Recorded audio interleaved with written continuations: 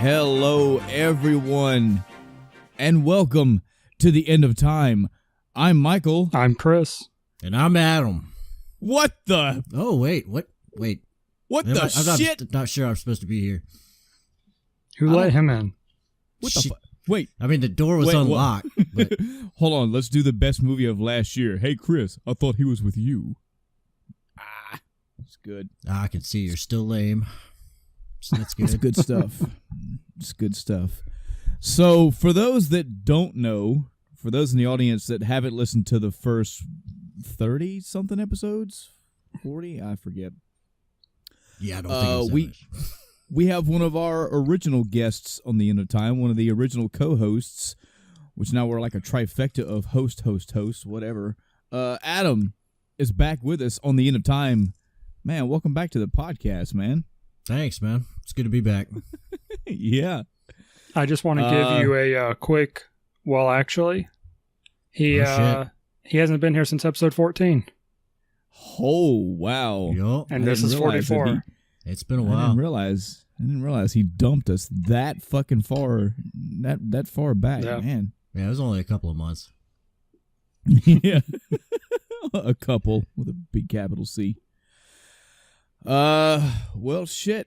It's going to be a good episode. It's going to be some good times, man. We should be officially from now on having 3 hosts on the End of Time podcast. It's going to be a lot of content, a lot of discussion, a lot of debate. So I'm excited. I'm pumped. I'm fucking ready to go.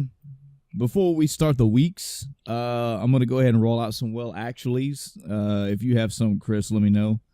But I've got 2 from last episode. I said that Donkey Kong Country 1 I did complete. I 102%ed that a few times. That is a mistake because Donkey Kong Country 1 goes to 101% and Donkey Kong Country 2 goes to 102%. I know that I 100% of them, but I do remember both of them having like that percentage over, and it's 1-1, 2-2, so my bad. And also, I don't think that I officially called him this, but I know that I wasn't, like, being sarcastic about it. The secondary character in Donkey Kong Country 3 was named Kiddy Kong, not Baby Kong. I think they call him Baby Kong, which it's not technically wrong because that is what he is. He's designed to be the fucking baby of the group, but whatever. His real name is Kiddy Kong. That's all I got from last week. Anything from you, Chris? Nope. Holy shit.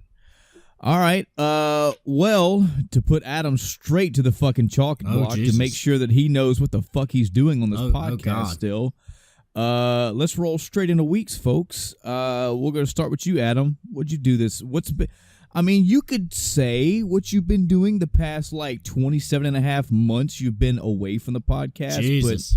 I don't think anybody wants to hear that. Since June 3rd of last year. No, I don't think anybody wants to hear that. I'm just telling you, Chris is fucking hammering this home just to let Chris you is like, know. I've been here. It's been me. Just to let you know, fucking. I'm his new man. Get your shit He's straight. He's my homie. daddy now. So, just for safety's sake and time's sake, how's your week in gaming and movies and anime? What the fuck ever been? Oh man, been watching a lot of My Hero Academia. You ever heard of that? My Hero Academia? Yes. I can't even fucking pronounce it, but it's awesome. I've heard about it, but my stance on the anime stuff, even back when we had our anime episode, hasn't really changed. I never find time to fit in. I even have some movies I keep wanting to check out in the anime world, and I just haven't got around to them. I've heard of it. I've heard it's really fucking good. I mean, if anything, you can tell us about it. If we don't, it's basically Japan's homage to the American comic book industry. It's really, it's I mean, the main hero is like a big white dude with blonde hair. Looks like Captain America and Superman combined. He stands behind this big American flag. But yeah, it's pretty. In their world, everybody's born with a quirk, or most of the people in the world are born with a quirk. And so you end up with weird, like, frog people and people with like the ability to squirt water out of their hands, people that can grow to giant size. You know, most people end up with like a useless quirk, and then sometimes people will end up with like something totally awesome, and then they'll go to a special school for heroes, and that's basically what the show's about. Okay. Without spoiling anything, you know. Right. Then we had game I'd been looking forward to for a very long time came out is Pillars of Eternity 2. And I know now I have seen so much traction about Pillars of Eternity 2, and I know nothing about the first game, much less the second one, but I see this game everywhere. Let me tell you that this is right up there with Suikoden 2 on transferring the first game to the second game. Wow. Well, okay, comparing save translation over is one thing, but I'm talking about the game the amount of stuff it affects. But the game is everything the first game was, just a little bit better. The only gripe I have about it, and I bet they'll patch it with one of the expansions or something like that, is that they didn't have a big mega dungeon this time. Right. So, I mean, the first game had a dungeon that was like 15 levels deep, and you kept going deeper, and it was like Diablo. You know, you kept going deeper and deeper and deeper, and it kept getting harder and harder and harder as you went down. They didn't have anything comparable to that in the second game. Chris, are you familiar with these two games? Only in passing. I've watched a little bit of gameplay and stuff. I would have started playing the second one, but then I realized I've heard how much stuff transferred over from the first one. So now I'm not going to be able to until I go through the first one. Oh, you're in for such a treat, man. You're gonna educate me, gentlemen, since y'all know way more than me. What is this game like? Like what is it? What genre does it fall into? What is the gameplay like? What is it? It's a isometric RPG in the Baldur's Gate style. I think I've told you about Baldur's Gate before. It's one of the best D&D RPGs. But it's made by the exact same people, actually. They they crowdfunded the first game, then they crowdfunded a sequel to it, and the first game I know had over 77,000 people back it through the Kickstarter. I can't remember if it was Patreon or Kickstarter or what, but they used some crowdfunding thing. So they went through there. They've got, the first has, I would say, probably 1 out of every 3 lines is probably voice acted as far as main character dialogue goes. The second game has 100% voice acting, even for the useless NPCs. Now, Voice acting is fine, but is the story good? The story is unlike. I'm not going to try. I know Chris is going to play it, so I don't want to spoil too much for him. Yeah. I will tell you that it starts off very dark, and it continues to get darker as the game goes on. Until the second game starts. And here's a really cool thing from the first that transferred from the first game to the second game. You find out something extremely important about the world at the end of the first game. I'm not going to say what it is, but you find out something that's extremely important to the world. And your new characters that come in the second game, you have some returning characters from the first game in the second game.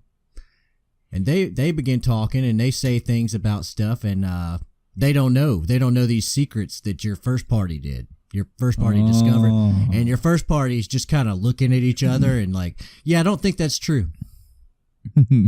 Yeah, I don't believe you. I think you should just stop talking. I don't think you know what the hell you're talking about. And they'll get into fight. There's actually a party dynamic that goes into the second game. Is characters will, as they interact with the quest givers and each other and the events and stuff like that happen throughout the game, they will begin to like or dislike each other, and they will form relationships with each other, or form they'll either become friends, lovers, enemies, whatever, as you're traveling together. So I thought that was pretty interesting. So what I'm hearing is this is a Diablo-esque dungeon crawler with not to say that Diablo didn't, but this has a really intricate and good story with good voice acting. I would say it's less Diablo, more Baldur's Gate. But because I haven't played Baldur's Gate, so it's like imagine Diablo if you had a party. Okay. Yeah, that's pretty much the best way to think of it. If you had a party and multiple people and an inventory to balance between all your characters, and it kind of levels very Dungeons and Dragons ish. You level up and you pick skills and you throw points and attributes and stuff like that. As you level up. So it's a very, very good game. This game, I made my fourth attempt on trying to get into Divinity: Original Sin. And I had finally gotten it. I had this game in my library forever, and I finally got into it, and I was 10, 12 hours in, and then I looked up and Pillars of Eternity 2 had dropped, and I dropped that game like a bad habit.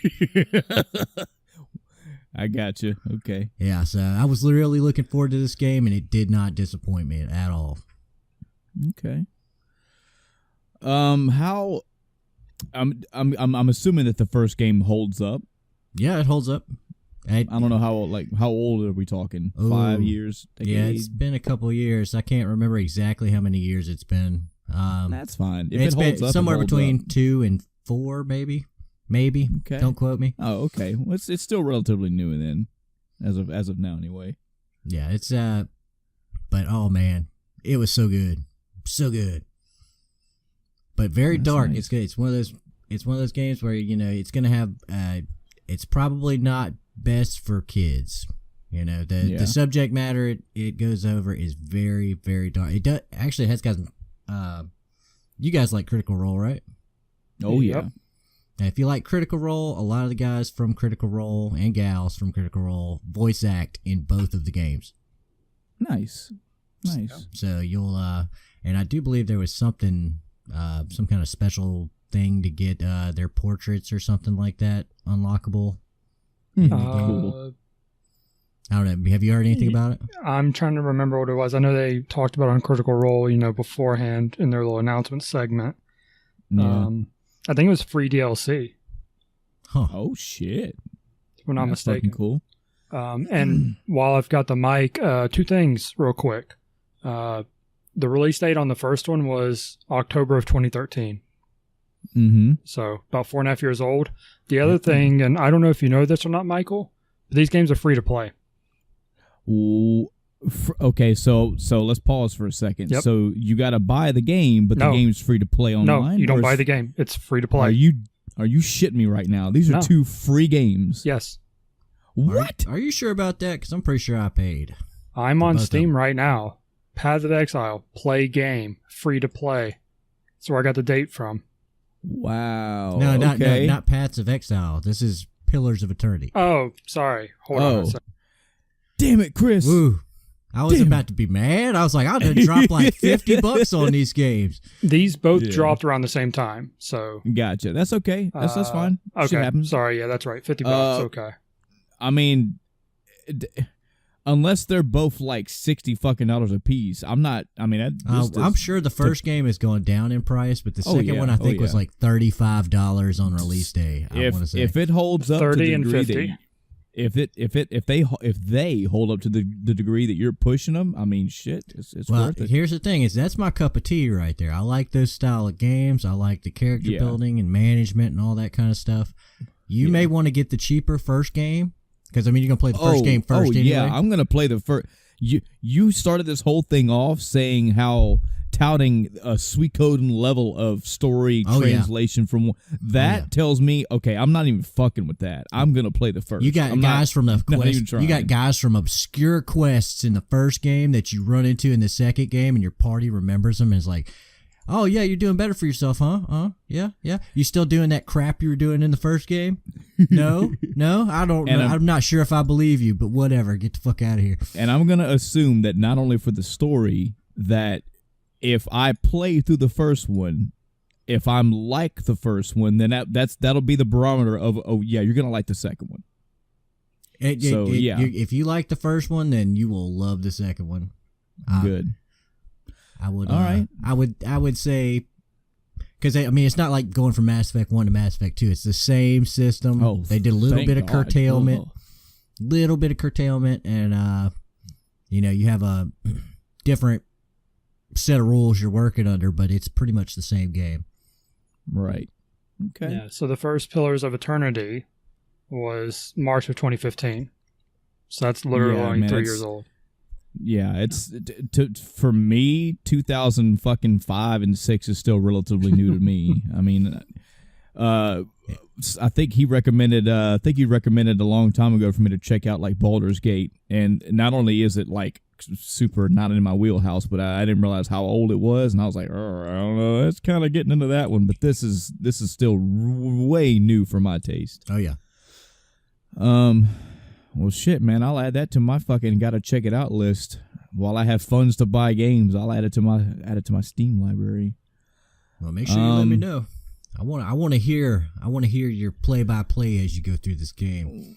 Well, that's the great thing about having this podcast is if I do get it, and then whenever I do start to play it, it'll be part of my weeks. If I keep playing it, you and the audience will know what I like about it. If I stop playing it, you and the audience will know why I stopped playing it. But the way you've built it up, it sounds like it's worth a check out. I'll give it a shot. It's worth a shot at the very least. Yeah. Anything else for your week, man? You wanna gush about, talk about? That's about the end of my gaming related news. You've pretty much dove into this game, is what we're getting at. Oh yeah, I got it. Here's the thing: is I went back to the first game to beat it in different ways, so I could see how it affected the second game. Nice. Cool. All right. Well, for I guess we're rolling to my week then. I wanted to point out, Chris, one thing from last week, and this is news for you as well, Adam. So last week, my wife and I went to see Avengers: Infinity War twice.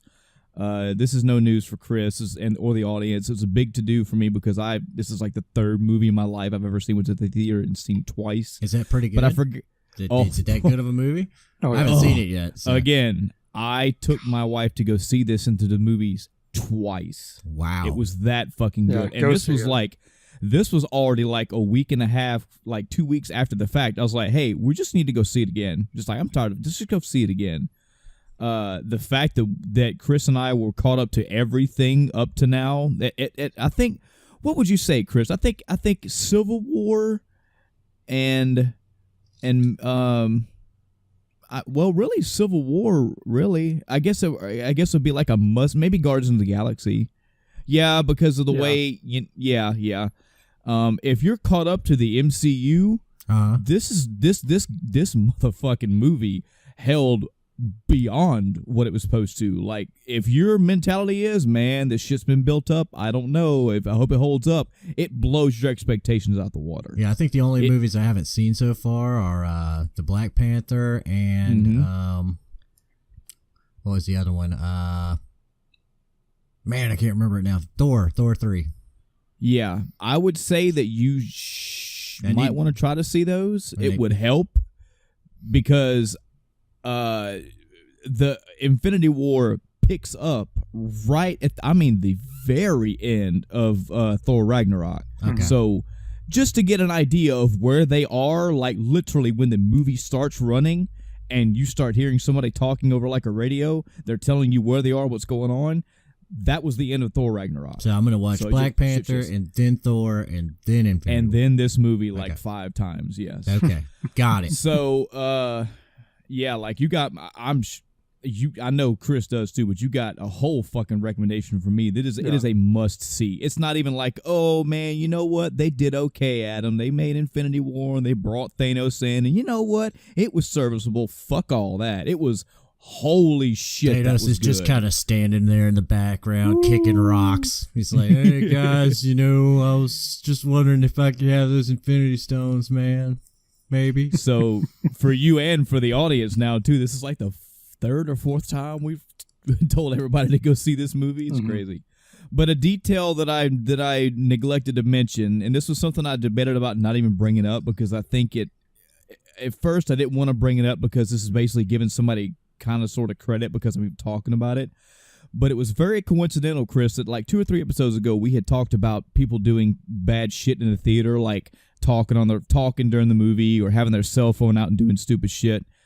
And I'm telling you, I am fucking cursed with this thing in life where when I say something hasn't happened or won't happen, it fucking happens.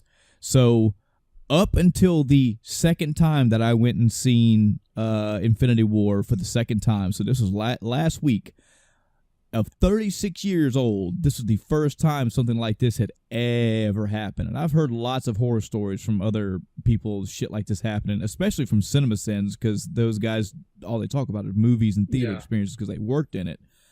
So my wife and I are in the Infinity War, watching it for the second time, enjoying it just as much as we did the first. I'm still going, ooh, ah, wow, at all kind of points in the movie.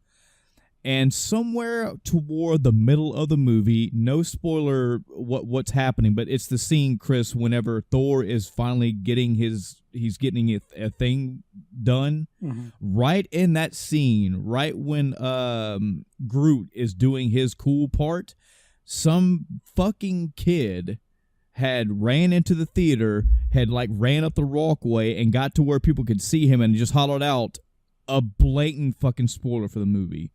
Wow. right at a crucial quiet, the music was building and it's tense and then it got quiet for 2 seconds.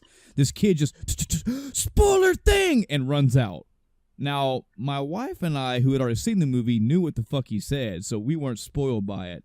But I looked around and I could see people what did he say? Did he say what I think he said? And I'm like, wow, are you fucking kidding me? What a scumbag. What a fucking dirtbag, Pete. That's the reason that abortion should be legal up to age 21. It was obviously, now I didn't get a look at him because I always pick my seats pretty much in the middle of the theater, and with it being dark and that particular scene of the movie, it's in space, so it's all black and it's hard to see anything. And I actually thought it was somebody in the front row, the way that it sounded, but no, some fucking teenage punk kid ran in and it just, spoiler thing, and ran out. And I was like, man, if I hadn't already seen this movie, whoo boy. But that's fortunately. Was this over at the theater by me? Yeah, it was at the Oh fuck. But like I said, man, it's one of those things in my life where we had just had a couple episodes back where we had talked about stupid shit that people do in theaters. Again, like talking during the theater, laughing or just fucking. How dare they kids. Laugh at a movie? Those bastards. Just punk movies kids aren't being funny. No. Punk kids or people having their phones out and everything. And I was like, yeah, I've fortunately never had to deal with that. And a month later, boom, this dumb shit happened. That is kind of crazy. There was a baby crying when I went to see. It wasn't too bad. The person did actually get up and walk out a couple times, Wow. But it didn't ruin anything. It's just like, yep, that's happening. When my kids were ever that age, I never took them ever to the theater. Oh yeah. Yeah, we had that discussion. I don't think that's something you should do. No. Adam, let me ask you something. When I went and saw Batman: The Dark Knight, the second Nolan Batman movie, I was with a bunch of friends. There was a group of us that went and saw it. Were you with me? I don't think so. Were you with? Okay. Did I ever tell you or Chris the story about the fucking baby crying in that movie? Does that sound familiar? No. Dark Knight baby crying story? I've never heard this. This was great. This is the first time that I've ever experienced this. Apparently, this is a big to-do these days for certain movies. So we went and saw it the opening night, and this was before you could buy your tickets ahead of time. Okay, so first time ever, I stood in line to get these tickets, and then stood in line outside the theater so we can get seated in. It was me and 6-7 of our friends. We all went and saw this together. So they opened the theater. I mean, we didn't wait too long. We waited maybe an hour, and it was a bunch of us nerdy friends talking, so the time passed like nothing. So they opened the door, they sat us all in, and we were, if you can picture the rows, we were the fourth row back. So you had the two nosebleed sections, and then a row, and then our row. The row directly in front of us, and also directly in front of our seats, had a family of 3. It was a mom, a dad, and a baby in her arms. What'd you do to that baby? It is what it is. We were so fucking excited to see this movie, and the baby started crying, and we all of us started looking at each other with that and half of them already had kids, so they were like, "Why the fuck would they do that? This is stupid." And so it's like 10, 15 minutes before the movie starts, and the manager comes in, the theater manager, dressed up in a fucking 3-piece suit and everything. And he's like, "Hey, everybody's attention, please. Everybody attention. Everybody quiet." He's like, "Thank you all for coming to this movie tonight. We appreciate the business and the patronage. I hope everyone here is excited. Blah, blah, blah, blah, blah. Like, I've heard so many great things about this movie, and this is actually the first time for me getting to see it. I've got a seat right over here. Blah, blah, blah, blah." And we gave out, like, there were complimentary, like, popcorn tickets, everything. He's like, "If you won your popcorn tickets, don't forget to go redeem that." And he was just hyping up this whole thing. And when he was finished, instead of walking off out of the area, he walked right over there, and this is right in front of us, so we could hear what he said. He walked over to the parents of the baby, and he's like, they were the only ones in the theater with the baby, which may be why he did it. I don't know if he wanted to go to every single parent with a baby, but either way. So he was like, just wanted to ask you guys very politely and just very quietly, and not to make a scene or anything, but this is a big to-do movie, and I noticed you have an infant, and I am totally 100% cool with comping this movie for you, giving you 2 free tickets and giving you another 2 free tickets on top of it. If you wouldn't mind maybe reconsidering seeing this movie another time, or maybe working out with a babysitter or something, like I will totally let you see 2 movies for free if you do it. The guy who had the baby in his hands looks over to his, I'm assuming, wife, handed her the baby and said, "I'm not missing this movie. Take it home." And we were like, "What? Damn. What? That is savage, man. And Holy crap. we got to see all of this. She didn't look at him with the, "No, you didn't." She just looked at him and just like, "All right, I guess I'm going to go." And I was like, what the fuck? All of us. You should have like, fucking followed that man home and asked him to teach you. All of it. And look, I may be misquoting him. He wasn't an asshole about it. He just handed her the baby and was like, "I'm not missing the movie. Bring the baby home. Go home." He's like, "Toss it in the dumpster. Like, do something. Get the fuck out of here." So yeah. Wow. So I wanted to bring that story up about the whole fucking kid being a douchebag. Audience of ours, don't be douchebags in theaters. Come on. Put your fucking cell phones away. Put it on dim. Don't shout stupid shit. Don't talk during the whole movie. Come on, man. People pay for an experience. Be courteous. Didn't do much for movies this week. Anything like that. Games. Let's see. So I think I brought it up last episode that I had just started playing through Final Fantasy VII again. Yeah, it's actually been about 3 or 4 years since I played that game. And man, in my lifetime, I know I've been through 7 like 10, 15 times. That number may increase every time I tell you to, because I don't remember. I remember in high school alone, just in the fucking 10th or 11th grade, I went through it like 9 times in a year because I just played it over and over, and then 100% and get all the materia and then master materia and blah, blah, blah, blah. Mm-hmm. So having a somewhat older, different perspective on the game, I played through all the way. I didn't do anything crazy. I didn't get all the materia. I didn't do master materia. I just kind of went through the game as the game was given to me. I did have a couple hours of kind of a break because I wanted to get pretty much everybody's limit break, and that kind of takes a while. Yeah. Because you have to use the first limit break a set amount of times to unlock the next level, and then to get the second version, or that's to get the second level of the first. Yeah. Yeah, you know what I mean. Part of it's killing enemies. The other part is work. using it. Right. And then I would kill a party member off. That way they're guaranteed to have to blah blah blah. It took a while, but I got everybody's limit break, which was kind of useless again because once I got through everything in the game and got all the way to Sephiroth, this fucking Sephiroth fight again was like maybe 5 fucking minutes, both phases. So, but still, so some things that I noticed about this game that was done right was they definitely pepper in a lot of the whole well, let me pause because God knows there probably is some out there. Spoiler warning for Final Fantasy VII, and this is the Final Fantasy VII PC/PlayStation, the original version. You know, if you're listening to this episode in fucking 2024 and the remake's already out, I'm talking about the original Final Fantasy VII. So you've been warned. I didn't realize just how good of a job 7 does of peppering in all that Zack shit like throughout the game. Like, because I now know the story and have known the story as shit was happening, I constantly was going, nope, that's wrong. That's no, Cloud. That's not what happened. Or this is not how that scene's going to play. But they did a really good job of fucking meshing all that together to make you believe that Cloud believed everything that he believed.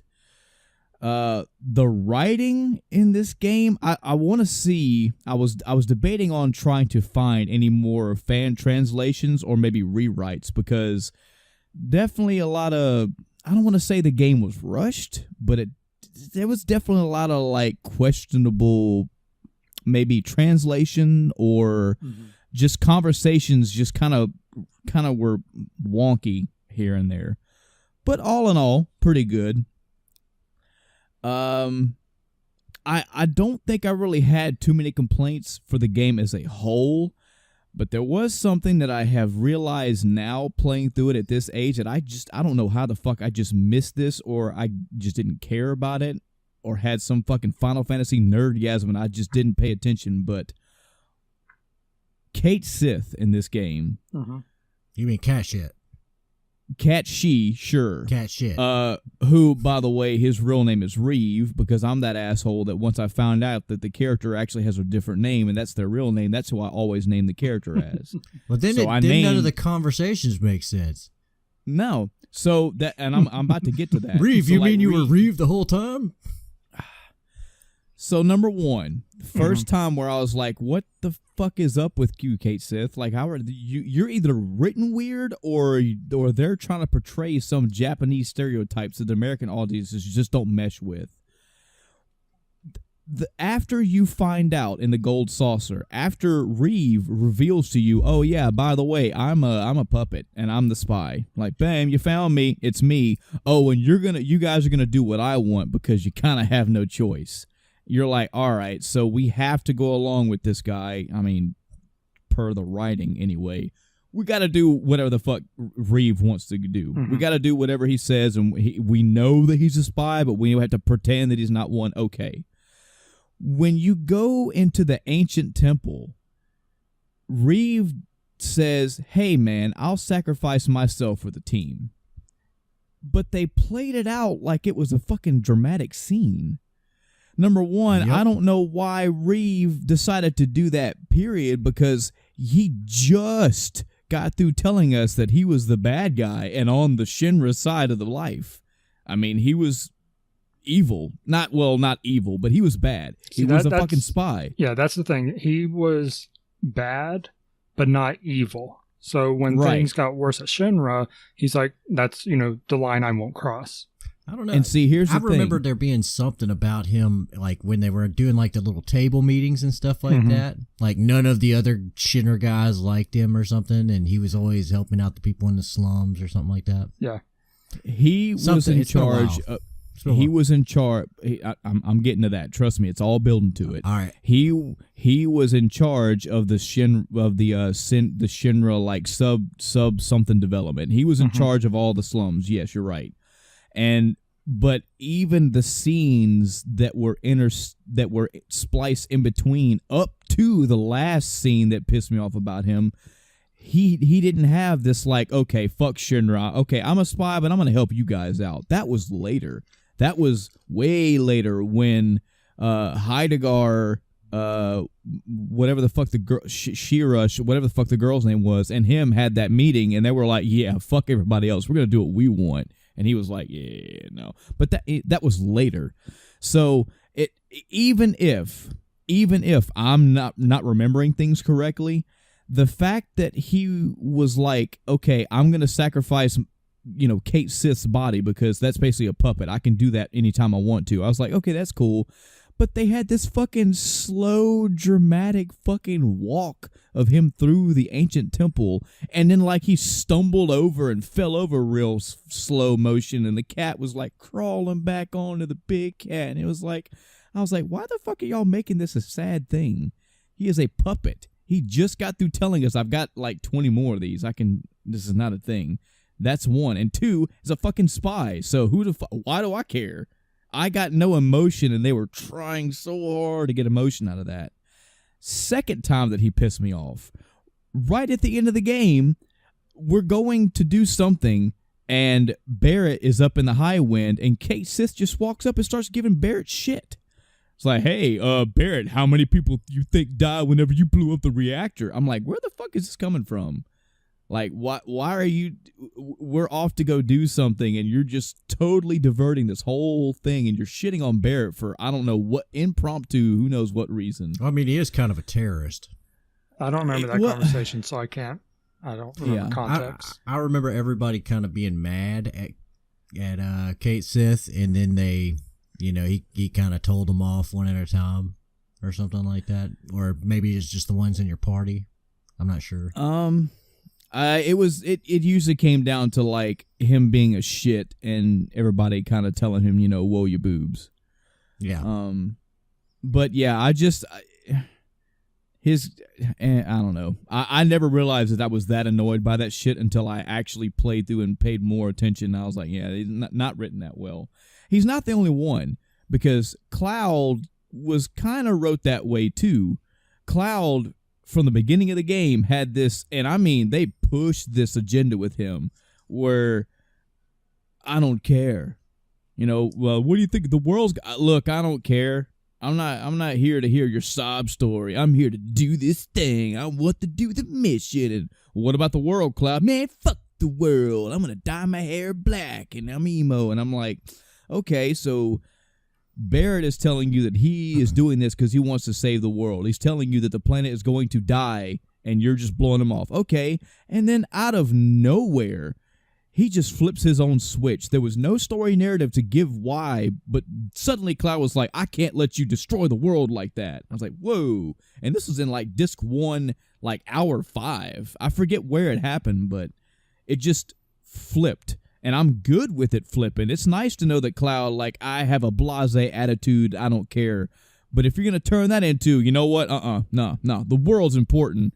You got to has to be a catalyst or something. You got to give me some reasons why. Like, maybe it was Eris. Maybe because he met Eris and Eris was cool. And maybe he, for love, I don't fucking know. But I didn't get that. I can kind of understand why he might not be down with like all the stuff Barrett is saying like at the beginning of the game. Yeah. Right? He's like, oh, the world's dying. Oh yeah, it is really. He doesn't know that it's literally dying.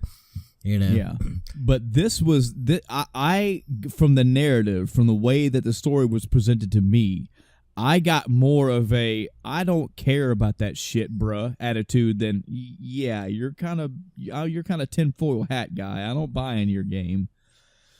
This is like the CinemaSins breakdown of Final Fantasy VII. I suppose, but I mean, in the end, I did go through it. I still love, man. I still love the build up. I still love all the shit that goes on with Sephiroth and him figuring out, I'm just a fucking spawn of basically a fucking alien and a mad scientist, and I'm just gonna. His motivations were not the greatest in the world, but they definitely made sense in that game. They made sense for him. Summoning Meteor and wanting to make a big fucking to-do and then sucking up all the energy. That, and also the shit with Cloud coming to the realization of what he was and all that. Like, I still get a good kick out of all that. But, yeah, I beat it. I went through it. I didn't really do much grinding on the side. I just fucking walked, and then beat the game, and that was it.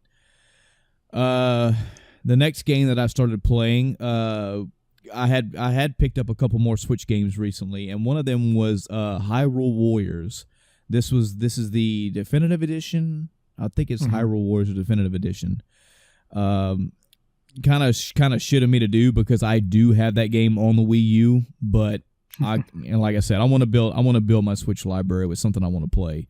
And I've heard from several sources that this adds a lot of quality of life, and it basically has all the content from the Wii U game already in one package. So yeah, cool. I'll check it out.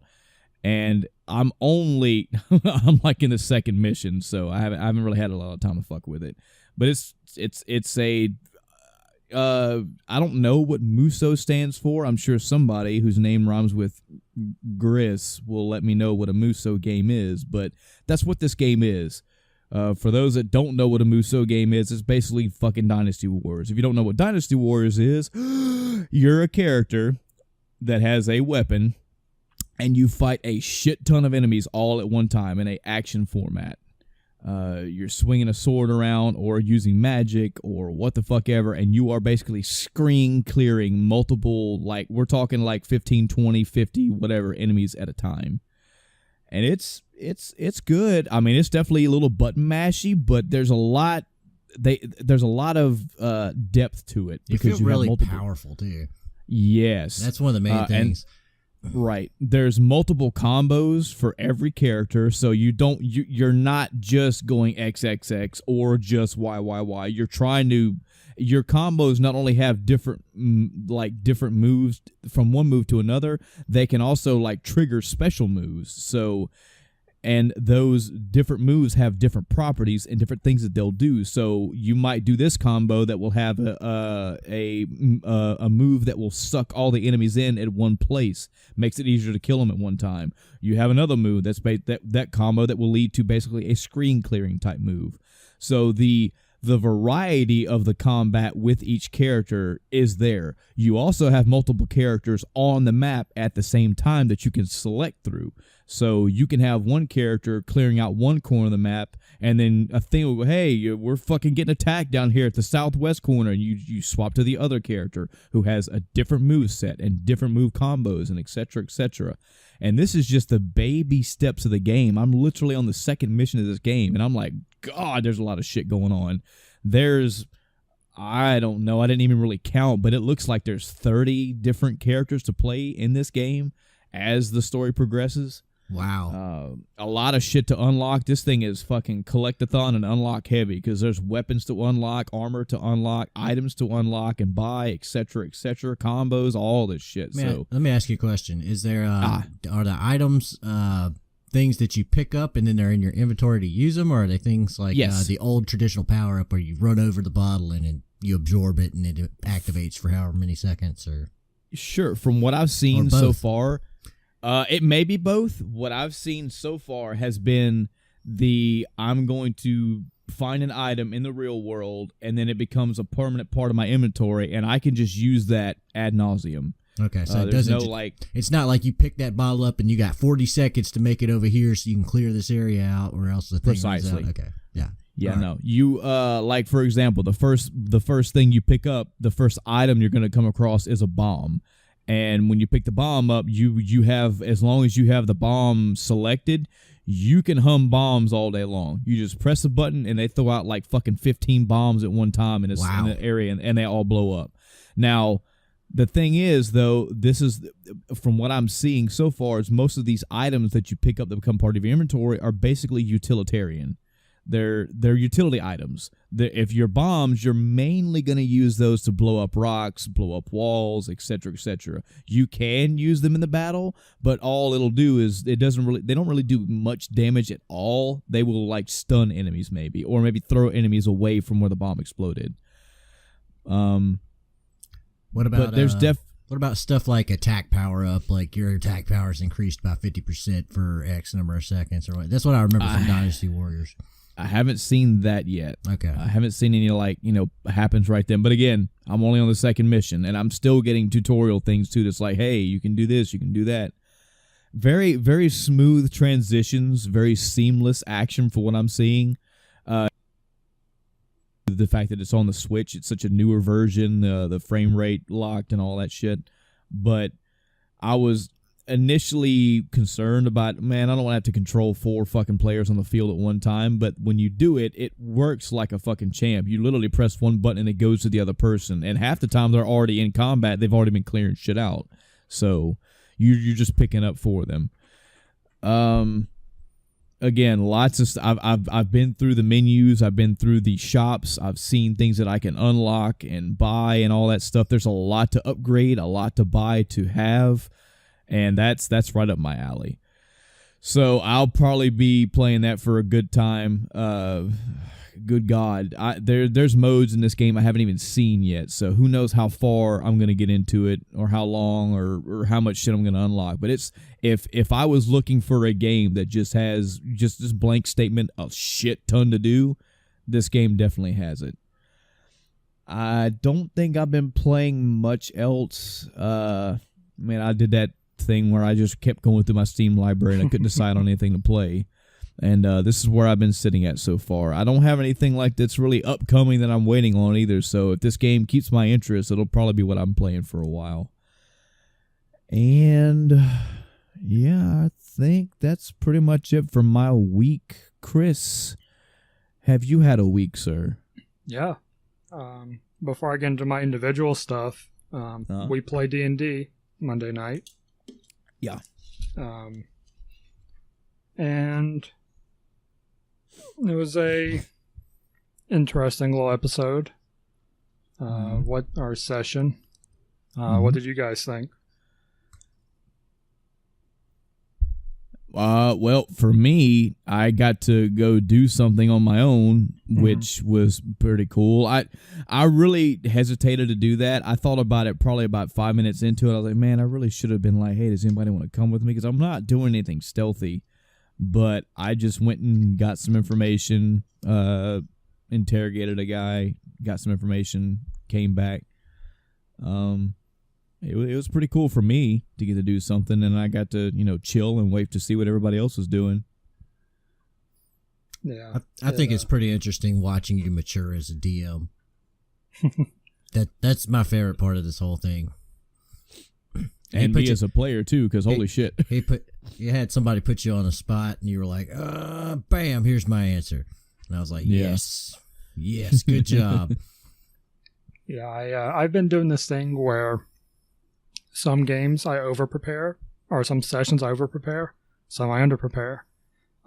This week, I think I spent all of like 10 minutes jotting down a couple notes because I got a new notebook. And that was about it. The stuff the rogue was doing, I was drawing a map in my notebook as he was asking me questions, Oh, nice. So it was all on the fly, designing thing. I had expected the other mission to get done first. So I'd literally, all I had on my notes for the job he actually did was steal a ledger from someone. Mm-hmm. That's it. So basically, you're saying he had a procedurally generated office. Yeah, essentially. Going through. I was like, what makes sense? Yeah, sure. This is how it looks. Okay. Yeah. Does it have a window? Yeah, sure it does now. Yeah. I don't know if you listened to the episode, Adam, but one of the first ones where y'all were visiting the old church with a tunnel underneath it. When Michael went around and he's like, is there a back door? I was like, yeah, sure. I hadn't even thought about there being a back door, but I was like, yeah, that totally makes sense. Yeah, it's like right behind the pulpit. There's like a door right there. God, that's another one of my favorite episodes, one of my favorite sessions, because I'm trying to fucking track and sneak around this fucking church. And then somebody brought it up, was like, wait, we're in the middle of like a town, aren't we? Yeah, there's like bunches of buildings around you. I'm like, what the fuck am I doing? Okay, I'm just walking around this fucking church now, okay? What the fuck am I hiding from? I imagine your character was like behind like a stop sign, like peering around the corner.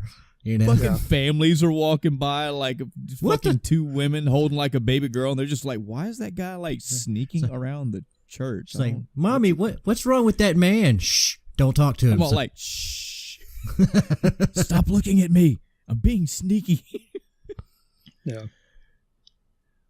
So we've talked about this before, Adam, but what's your take on, how we seem to have a lot of sessions that have no combat? I'm fine with no combat. I mean, I was telling Mike out of game, before that the non-combat time is actually the time when you do the most character development. Mm-hmm. There's not a whole lot of time or weeks go by in seconds out of combat, but seconds go by in hours in combat. Yeah.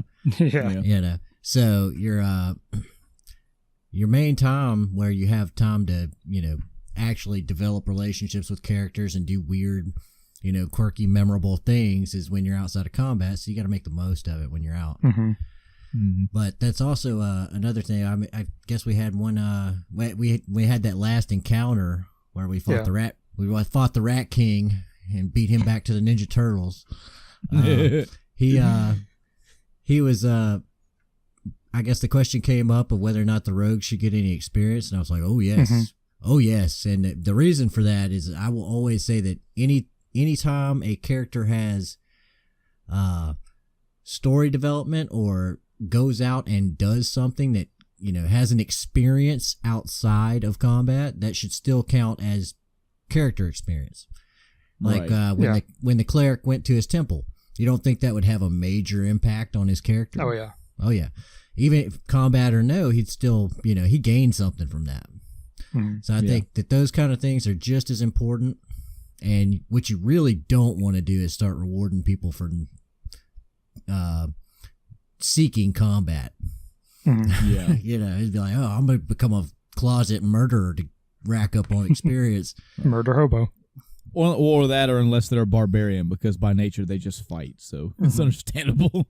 Try to cook rats in the middle of the street, Oh my God. Yeah. No, look, the as off as it was cooking rats in the street. By the way, for our audience, so sorry, we're leaving you out of context again. So after our rat battle, which was basically a were-rat guy that just started summoning fucking hordes of rats and giant rats in the street, we dispatched the rats and him handedly while saving a bunch of townsguard, basically making them look like bitches. But when the battle was done, everybody's policing up the mess. The barbarian decides that he's just going to start roasting some rats in the middle of the street. I forget why did he say he was doing that? He was going to eat them, or yeah, he just was going to fucking just said, just fucking put his weapon over his shoulder.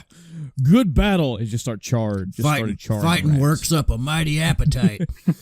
That was not. It'd be a stretch. It's still like a what the fuck are you doing stretch, but there was no bigger stretch than I am tearing this rat apart and I'm looking for treasure inside the guts of this rat. And it was weird. like somebody directly questioned that. Why would you do that? I don't know, because maybe the rats they eat things, so maybe they they ate a fucking diamond. And this is whoa boy. So we've got fucking rat char over here, and we got rat mutilator over here, and it's like I'm just gonna go to the bath. Yeah, that's one of those moments when as a DM I'm like, all right, we just had this fight, and oh my God, what is this going on now? I mean, party full of weirdos trying to cut open rats. You learned about your players a little bit in that one, boy. Oh yeah. Oh man. And you notice I didn't reward either of those behaviors. Yeah. Oh God. I was like, but yeah, in general, it was pretty good, and I agree with Adam. I'm the same way. Like, there doesn't even have to be a fucking pattern to it. I don't think like, okay, we didn't have combat this session, so we better have it next time. As long as the story's moving, as long as we're doing something, I'm fine. Yeah, and I love the narrative after the fight. It's like, is this a coincidence? Is this happening because we're here? What's going on? I was like, that's great. Mm-hmm. It gives you a bunch of leads to go with too, in case you wanted to hook it somewhere. But one of the coolest things I thought about the entire thing was it essentially gave us a reason to delay and kind of link back up with Yuri. You know what I mean? Because at that point you ended up with one person going back, and we went. I don't know why everybody decided to follow me, But, he's like, okay, I guess I'm going to go talk to these people. And I'm going to have a giant group of people with me, but that's okay. But we were just checking out the scenery. Yeah. But we've been kind of just looking for ways to get more people involved. Trying to draw out the more character development from some of our more wallflowery kind of people. Yeah. Not sure. It was something that, not trying to pull them out of their comfort zone or anything like that, but just trying to get them to, open up a little bit. It's something that I had brought up to Adam. Again, there's no like fucking contention or no like. This isn't like a this plot. is not going. Yeah, but specifically, you, Chris, put us on the road for like, what was it, 3 days? Mm-hmm. Like 3 in-game days.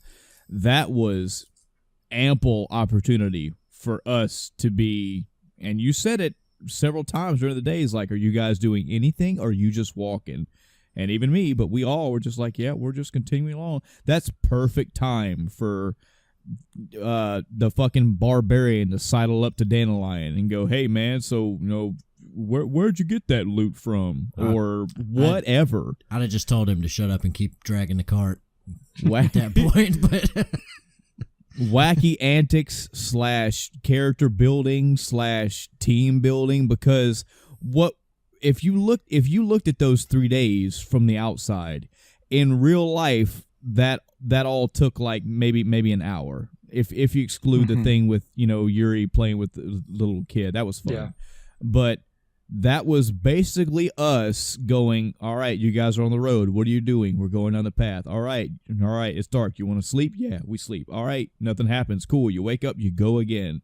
In the game, in the campaign itself, there was 6 characters that basically apparently didn't say shit to each other that entire trip. Have you ever seen? Do we all fucking?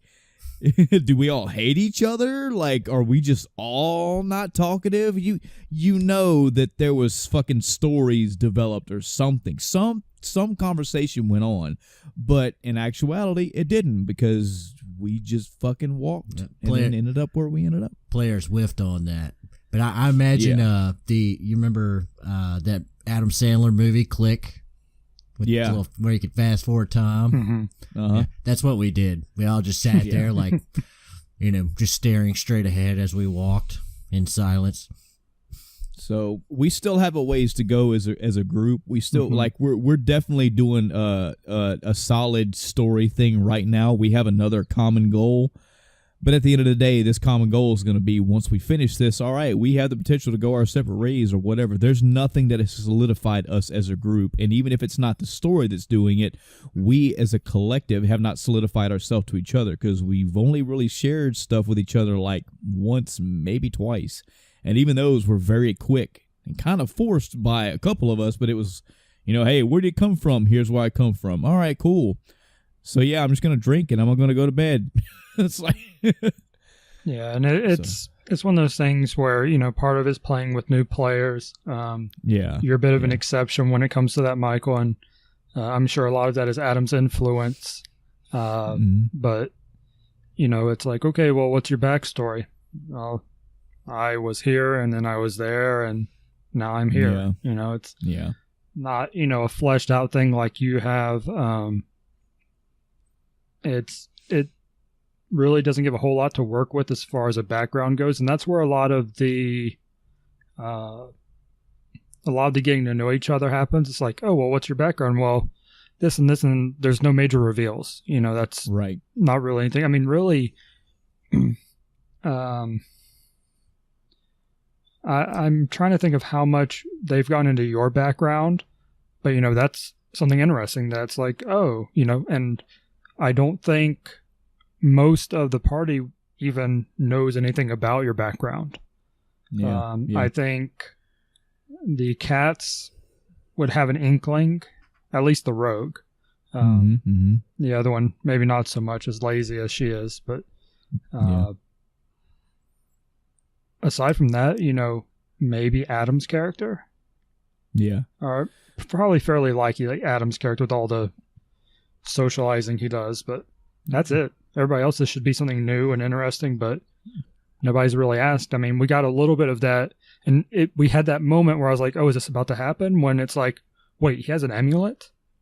And it's like, yeah, and then it's like, oh well, you're not going to ask? You're not going to, No, nobody. We just do questions. And I'm not going to force my character. I'm not going to do something artificial. Right. But it's like, it's right there. Yeah, it's opportunities there. And, we're 10 sessions in. Mm-hmm. We're not at 20. We're not at 50 yet. We're not at 70. But I do feel that be it either story purpose. See, I don't know, though. I don't know if there's going to be is some fucking king going to come in and interrogate us one by one in front of each other and make us divulge our backstory? Well, I think it really is up to the people, like the actual players themselves, to be like, I need to out myself some more.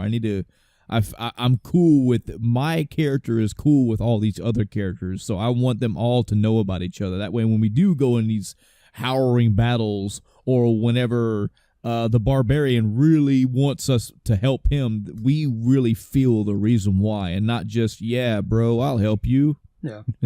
I mean, it's kind of a blessing and a curse, to be totally honest with you. Because what you don't need is kind of what's happening right now, but on a bigger scale with 6 different people vying for the individual actions governed by their backgrounds, all trying to go separate directions, and but it's better if they kind of trickle in. You know what I mean? It's more.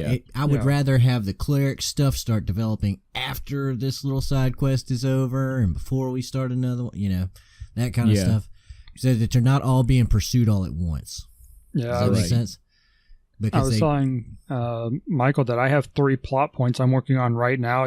With you guys, and that you all actually missed something completely related to a character's backstory that I'll have to, hook in later on. Mm-hmm. But I do have one thing I'm working on. It should be a pretty major point in the current arc overall that hopefully will get some of that background stuff out a little bit. Mm-hmm. Mm-hmm. But if that doesn't do it, then I pretty much won't have anything else as far as a DM to help, push that agenda. And it's really only coincidence that it's going to be something that would even help. It's not my intention. It's just a possibility. Right. Well, that's all. Here's the thing: is that history is good, but you can develop history in the game. Game 1 is history now. Yeah. Hey, remember that time I picked you up off the floor? Hey, remember that time you helped me do this thing I needed you to help me with? Like I was telling, I was telling Mike the other day, I was like, my character now owes everybody a favor. Mm-hmm. Yeah. Mm-hmm. And that's why I had the thief, or Yuri, come up and ask me, hey, you mind helping me out with this? And I was like, yep, I got you. Mm-hmm. Yeah, my character was completely agreeable. Like, yep, well, I'll help you do whatever you need, man. Yeah. Yeah, I didn't want to. I think I know what you're going at with that one, and right at the end of the session, you had asked, and for the audience, the rogue character had done some recon and was trying to basically get with this basically a shady underground organization. And he's trying to do some what we as the players, the people in real life know is basically he's trying to do some tasks for these people to where they go, okay, you're worthy enough, you can come in with us. But our characters don't know that because the rogue went out on his own and snuck around and got this information and brought it back. Well, and I wasn't trying to be a fucking asshole about it. I really was not. I'm trying my best to play the character the way the character was heard. But the rogue was giving out this information, telling us his plans, blah, blah, blah, and then he just spurts out like, oh, by the way, does anybody want to help me go steal this thing?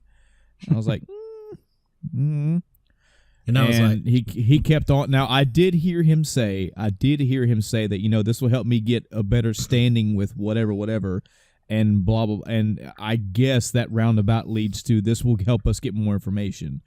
But I put myself in my character's shoes at the time, and I try to equate this to Adam as best as I could in real life. It's the difference in, one, me going to Adam out of nowhere and going, hey, Adam, you want to help me go steal some shit? And Adam will go, no. It's like, come on, man. Like, why do you want me to help you steal shit? Like, well, just to steal it. I'm not a thief. I don't just go steal shit, man. And me going, my wife has terminal cancer. I'm going to rob this bank for money. He wouldn't do it. I know that. But I'm saying that there was a reason why. Putting a reason why that make my character justify doing it makes him go yes. But if the rogue just walks up to me and goes, hey, bro, you want to come help me steal some shit? We haven't had that favor for favor thing yet. We're still a group of people that's going after a mission for one, the newest one because Adam's character asked us to, or in the past it's been for money.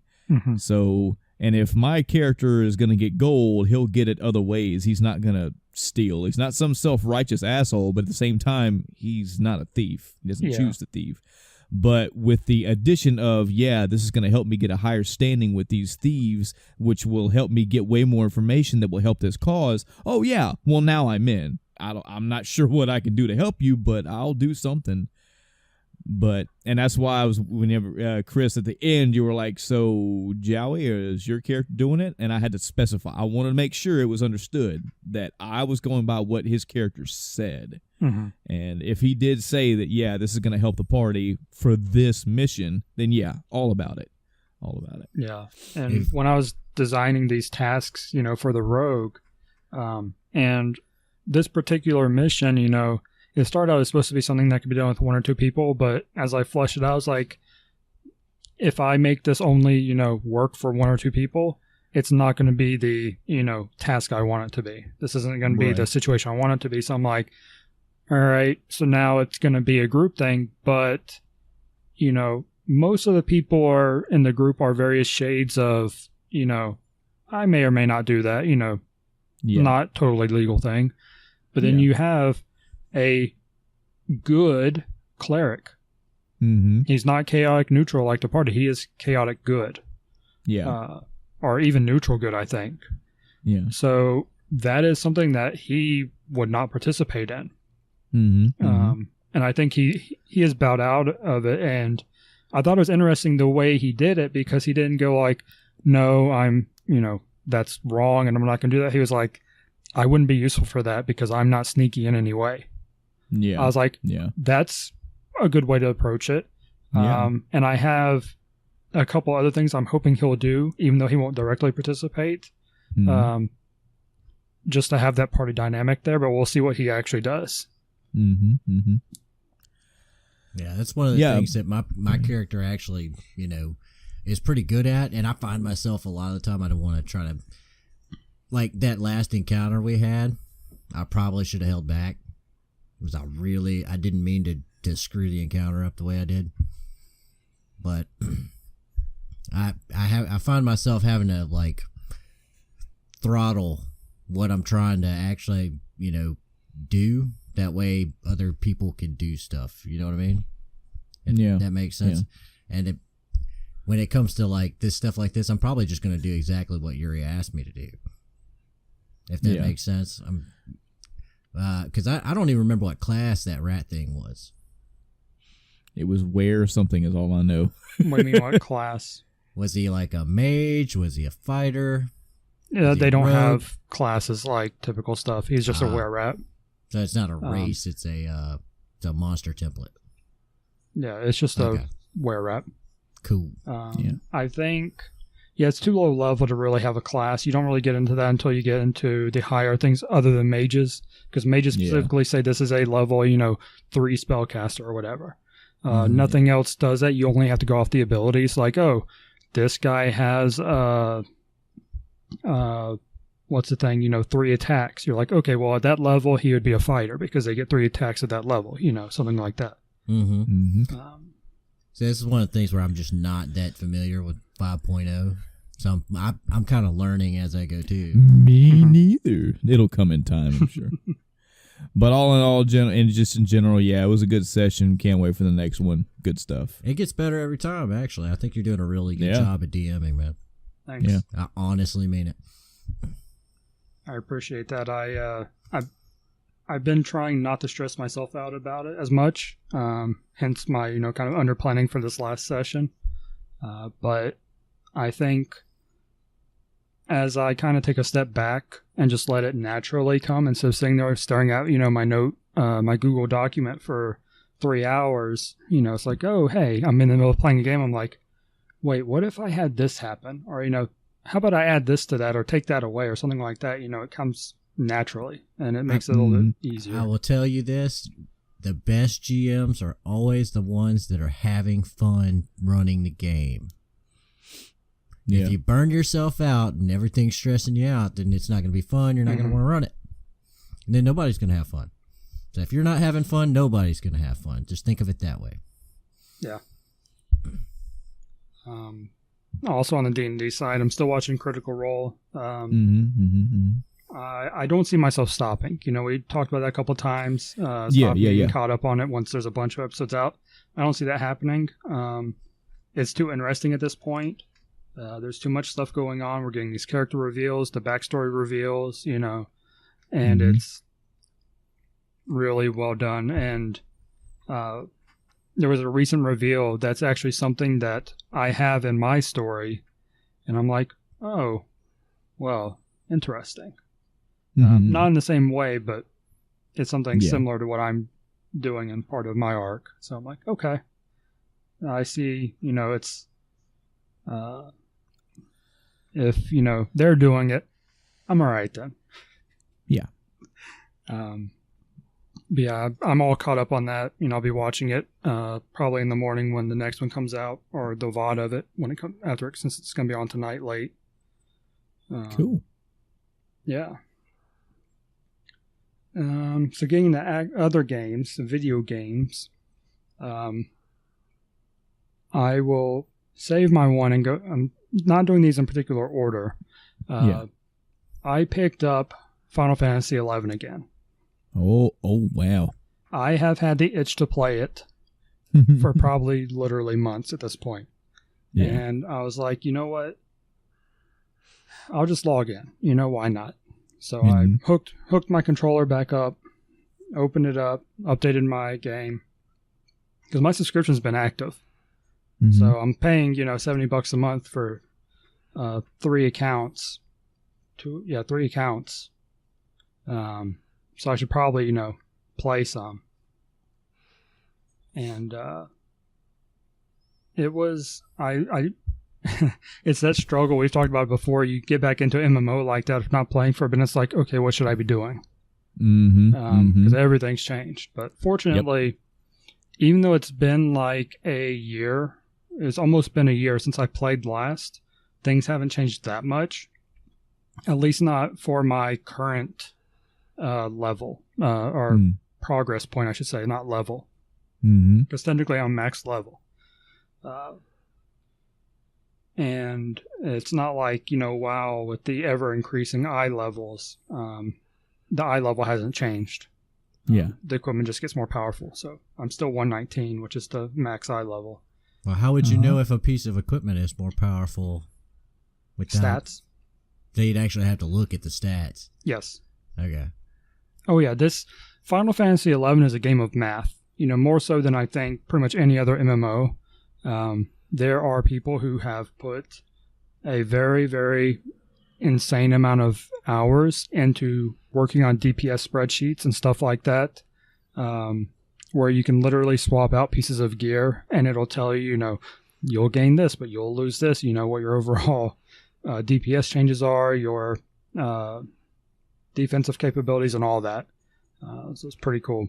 Yeah, see, that's one of the things about WoW that I actually enjoyed being a raider was it's so popular and there's so many people playing it that they have Ask Mr. Robot and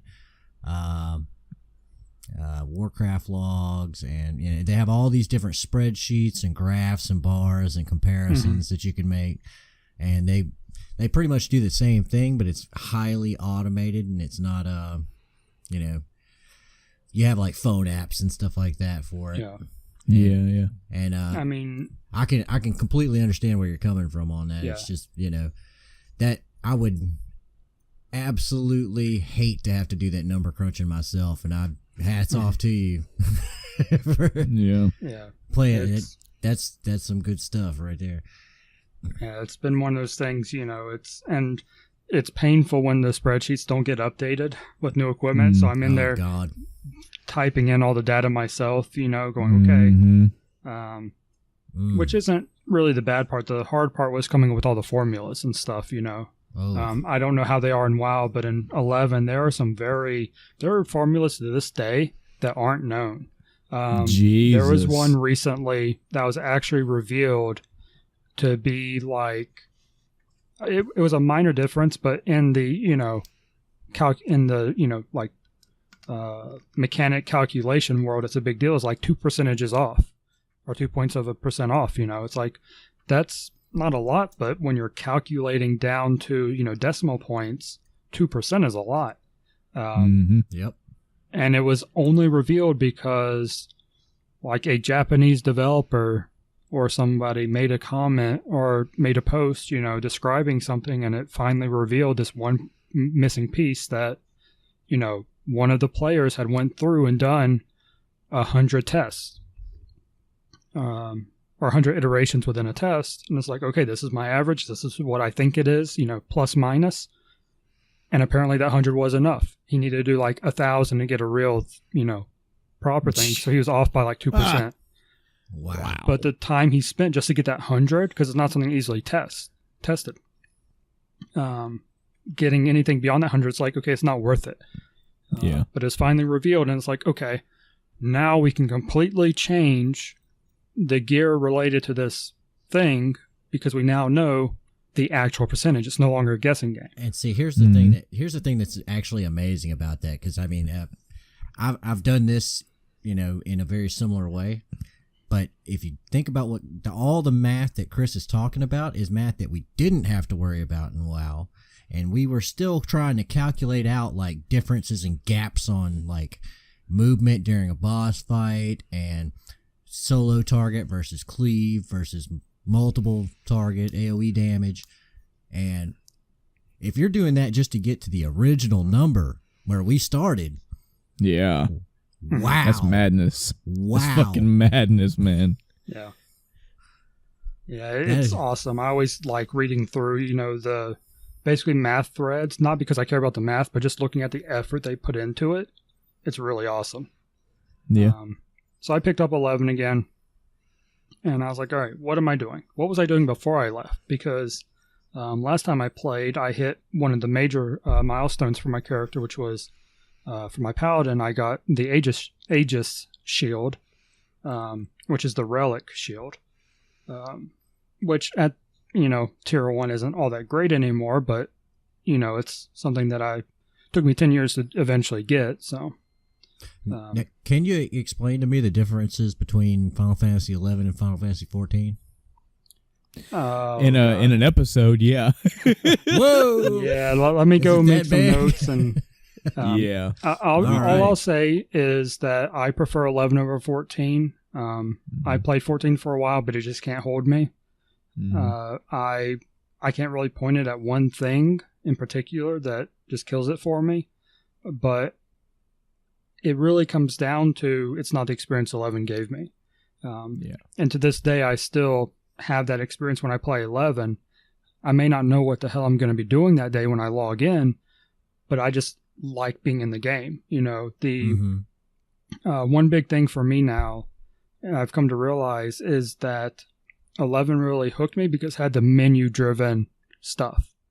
It's not just a hotbar, or something like that. You literally have, a menu, like the old school RPGs, the old school Final Fantasies, magic, items, etc., abilities. It's more like a traditional Final Fantasy than it was like an MMO. Yeah, exactly. Because that's what 14 did, and for me anyway. There's a lot of quality of life. Let's look at 20 other MMORPGs, especially World of Warcraft, and find a lot of things that have worked really well. A lot of streamlining. I don't want to say homogenizing, even though it is there. A lot of it's just streamlining and making more MMORPG systems work. Where 11 was, we're making our own MMORPG, and we while there may be things out there done differently and even better, we will refine our shit to be what we want it to be, and it will be better. Yeah, they were like, we're using our own damn formula. Right. Yeah. 14 came along and said, we're going to make this shit as fucking streamlined as possible. And it works. Well, didn't 14 actually go through like a complete redesign? Yes, it did. Yes, that is where the Realm Reborn comes in. And I'm actually one of the few that preferred the original in most aspects. Mm-hmm. Because I played from, I told Michael this before, I played from the from the beginning of the open beta in 14. That's actually how I started my website, was because the patch application sucked. So I'd go through the pain of downloading the patch, and then I upload it to my website for everybody else to download. And I gave instructions on how to apply that, so you could skip connecting to the 14 servers for an update, which is much better now. I literally took that section off my site because the patch goes so quick, I can't even capture the file. Yeah. I'd have to go in and do some like custom code, remove delete permissions from this folder so that nothing can be removed so I can copy it when it's done. So I just don't bother anymore. But yeah, I played from open beta, and I didn't have any issues, There were a couple things I didn't like the items had up to like +3 versions and stuff, so you had all these inventory spaces being used, and they didn't really serve a purpose. In 11, you have plus versions of items, but they're usually end results, not materials. Not to say that they didn't have a purpose in 14, but the inventory didn't support it, essentially. Yeah. Was it still the menu style inventory? No. Because that was one of the things that got me about Final Fantasy 14. I was looking at it there for a while when me and Mike were talking about it back when I was playing WoW. Is it menu? I thought it was items in a bag, isn't it? Well, from what I could tell, it was like scroll down. Like, here's the menu, go down. Like, if you wanted to sell something, you had to click it and go, like, yeah, you found the toilet paper leaf and you fucking put times 99 beside it and you sold it or you bought it or whatever. Whereas in WoW, it's, it's a grid, and then, in the corner, it shows you how many, how many of that one item inside that grid you have stacked. Yeah, it's totally a grid. It's totally inventory bag system with grid, yeah. What it is there's multiple pages. I want to say there's 4. Yeah. So, like, when you open the item menu, there's a grid there, and it's like one of 4 pages. Or you can have it displayed to where you open the menu, and it shows everything across a huge grid at one time. Or maybe I just had the wrong impression of it, I guess. Yeah. It might have been something else. It might have been the Bazaar feature, whatever it's called in 14. Yeah, they might have been selling something at the auction house because that is a list, isn't it? Yeah, it's a list, and you got to sell the quantity in one by one. Yeah, but when you look at just the item, it's a grid. So how has 11 been treating you since you've been back to it? I mean, is it bittersweet? Is it excited? Is it no? I mean, it's one of those things I don't think I would. All right, let's have a moment here to talk about something. Uh-oh. Okay. Uh-oh. I'm not an excitable person. I'm not like Michael, where he gets excited about something. You can tell he's excited. Me, I have that. Okay, I'm looking forward to this. I don't get worked up. I'm not jumping around the room. I don't do any of that. I internalize a lot of my stuff like that. So saying I get excited about something is usually a stretch in anything. So it's, you typically won't hear me use words like that. So 11 wasn't nothing negative going back to it other than not knowing what to do. And I had quickly remembered, or when I was trying to think, I was like, I'm just going to go fish. So I went and fished for, 30 minutes while I went through and tried to find my documents that was tracking all the stuff I was doing a year ago. Once I found that, on Google Drive, I was like, okay, that's what I did there. That's what I did there. I was looking through my inventory. I was like, all right, I've got this. I need to do this trial for my other shield I need to get now. The Empyrean shield. because, the Aegis Relic is the magic defense shield. Well, the O-Chain, which is the Empyrean shield, is the physical defense shield. I'm like, all right, I got the Relic, now I need to get the other one. I'm like, okay. So I fished for a bit, and I was like, okay, I've had enough fishing for now. I'll just go work on my O-Chain. I want to see how hard it is, to grind the materials, because back in the day, they were a pain.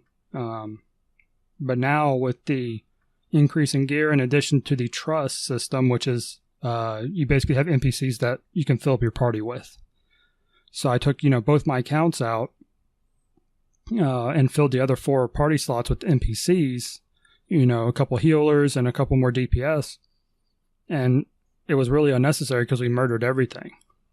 Mm-hmm. So I was like, all right, I'll just grind out these materials for, I think I spent a total of 5 hours playing, 4 or 5 hours playing, and like 3 of that was grinding these materials. Mm-hmm. And I got 15 out of 75, technically 16 because I already had one from something, but I'm at 16 out of 75 materials. Wow. I'm like, all right, I've had enough grinding this. So I stopped for the night, and then I loaded it up the other day, and I did nothing but fish. Because I was like, I don't feel like doing that grind. And my fishing is actually a different grind. Because one of the first epic fishing poles in the game, which you can buy for really cheap now, but I'm still going to complete the quest because I'm, completionist like that. It requires you catching 10,000 of a fish.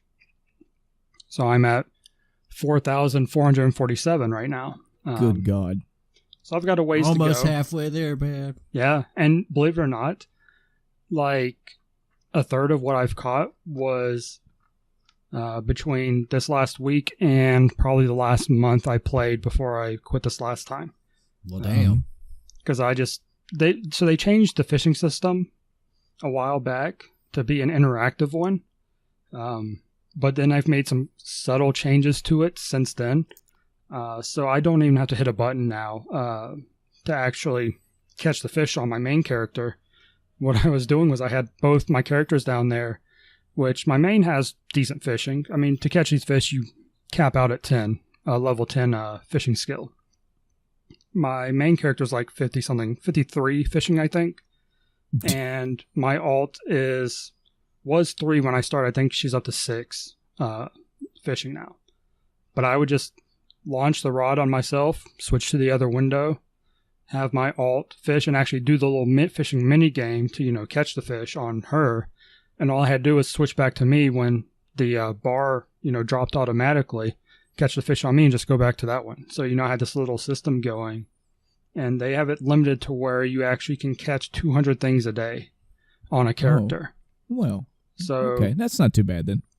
No, but I hit it on myself. So I was like, okay, I guess I'm done fishing with myself. So I literally did the city emote with my main, sitting there and just fished on my alt until I got bored of it. Yeah. That was it. So I haven't done a whole lot. I mean, and it was funny, I actually bought the fishing rod I'm working to get for my alt to use. Because back in the day, it was millions and millions of gil. But there's a chest that was added to the game, a special, well, the chest is a Gabi chest, but then there's a special dial on it that can give you just about any item in the game. And people are getting the Lu Shang's fishing rod out of it.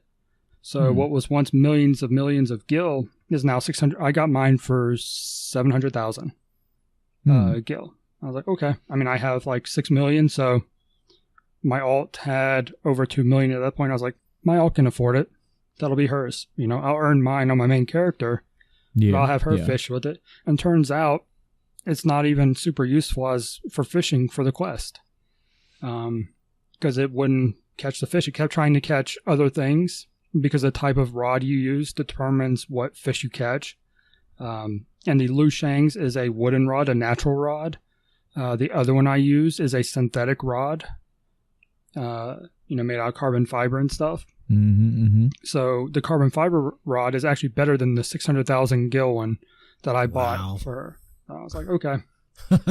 Nice to know. It's a nice little kick in the balls right there. Yeah. It might... Final Fantasy. Fuck yous with this called. It technically might be better if she was higher level, but because she's only like level 6 fishing now, it's more of a hindrance. If I put it on my main and used it, it would probably not have that issue. Yeah. But I got very frustrated. I snapped my rod like 4 times. I was like, okay, I'm being stupid about this. Because I wasn't even looking at the screen. I was just like, okay, bar's empty, hit the button. Oh, your rod broke. And it's like, yeah, if I'd read the chat log, it would have said, oh, you have a terrible feeling about this. That's the hint. Don't reel it in. Yeah. Let it go. It's a nice little chill thing to hop into 11 because I can at least be productive in some way. And even if I'm not, I enjoy the music, the atmosphere of the game so much. That's fine. Yeah. I'll just leave it open and listen to it while I'm doing something else. Does that mean you can break that legendary fishing rod? Yeah, you can. Oh, God. There's a little side quest you can use to fix it, so it's not difficult to fix. Okay. I thought it was just like done. As soon as you broke it, you get it 5 seconds later, you misclick, and it's gone. It doesn't. So when things break, they don't disappear. Okay. You get a broken version. So like I said, I broke those 4 rods. One of them I'd repaired twice at that point. I have an alt with alchemy leveled, and for the synthetic rods, you use alchemy to fix it. So I just meld them over to my alt, fixed them, meld them back. That's good. Okay. I don't know the system, but it just sounded awful to me. It's like, oh, yeah. Oh, yeah. Rip. Yeah, and there's a mythic rod that, I'll get after I get Liu Shang's and then get my fishing skill up. I'll work towards the mythic rod, and then there's a +1 version of the Liu Shang's rod now, which I didn't even know about. So I'm like, okay, so I have even more stuff to do with fishing, and that's, I don't have to go sit there and grind my shield out. I can just fish. I have so much stuff to do with fishing. It's just, I'm limited to 200 a day. If I wasn't limited to 200 a day, I'd probably finish a lot quicker because I'd be able to sit there and fish, and it's so easy to do and do other stuff. Yeah, I've actually got a fishing related story too. That was one of the things I was working on was actually a rod when I left WoW. They came out with like one of the few times they actually came out with a fishing rod. I didn't end up completing that one, but prior to that, they were giving away there was a faction rep quest that you could do, and you'd actually get a water mount, which for progressive raiders you wanted to have, because whenever they launch a new expansion in WoW, you're not allowed to fly there, so you have to run around on the ground. Well, a lot of the time when you're running around on the ground, you come to natural obstacles like rivers and lakes and stuff like that, and that can really impede your progress, make you have to walk the long way around and complete a quest or whatever, or swim at a quarter the speed. Well, having a water mount means that you can run straight across the top of the water. It's like a little water bug. So I sat there. It was the last couple weeks before the I want to say it was Warlords of Draenor. Yeah. And I sat there and ground out fishing rep for these freaking fishermen so I could get this damn mount so I wouldn't have to run around the lakes and the rivers and all that kind of stuff. You'd be surprised. You'd be surprised that I'm talking about 12-hour days of fishing. Oh, yeah. So, it's like, oh, God, what are you doing? Fishing. Shut up. Leave me alone.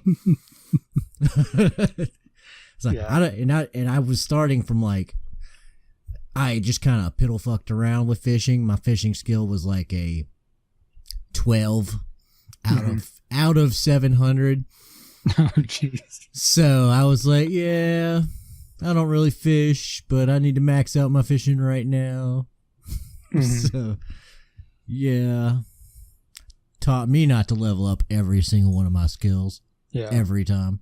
And that's something I've been working on, over time. And 11 is actually different in a lot of ways from other MMOs in that you can't have every skill at 100. You can have one at 100 and then every other one at 60.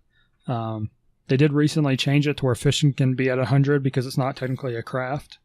So you can have, like my main has cooking 100 and we'll have fishing 100.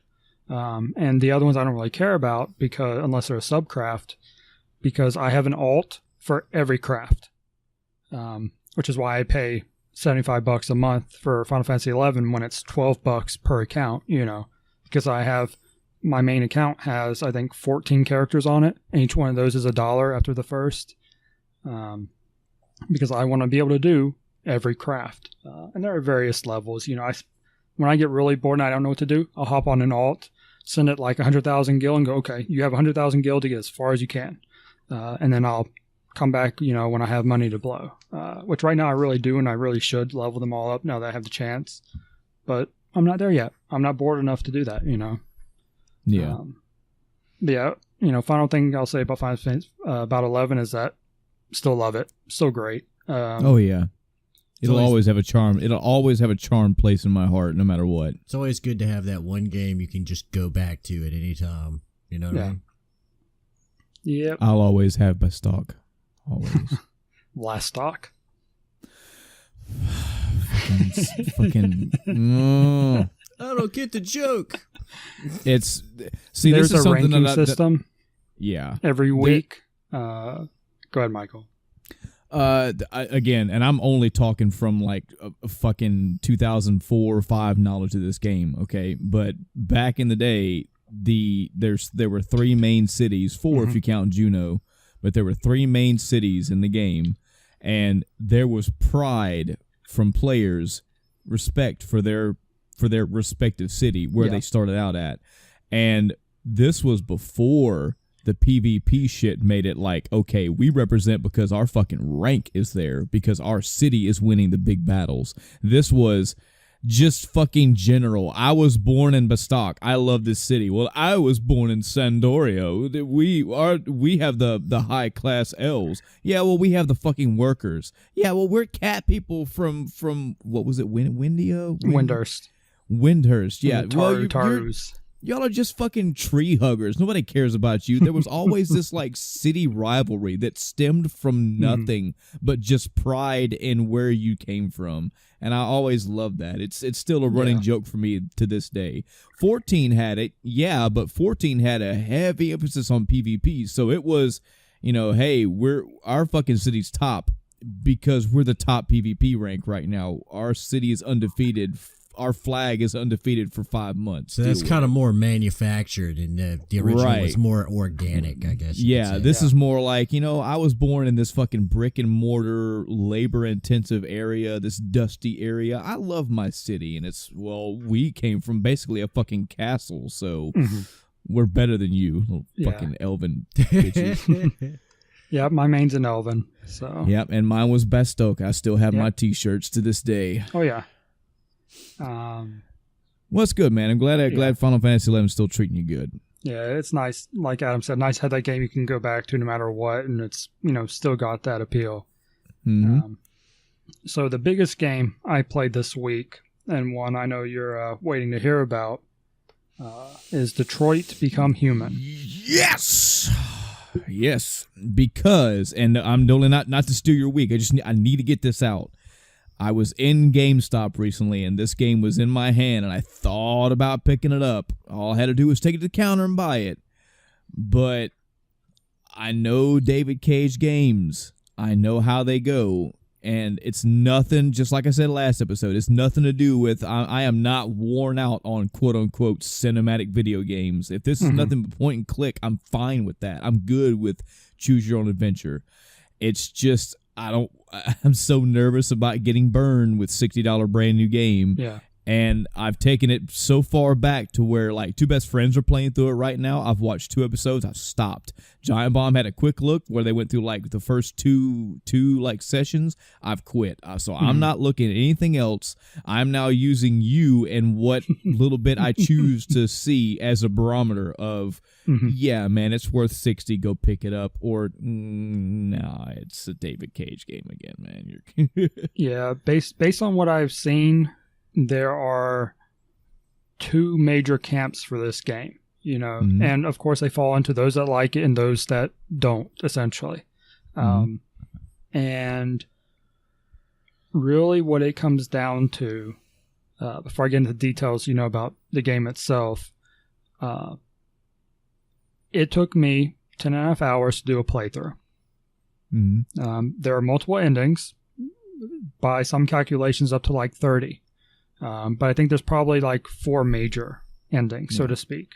And it's all based on decisions you make. So if you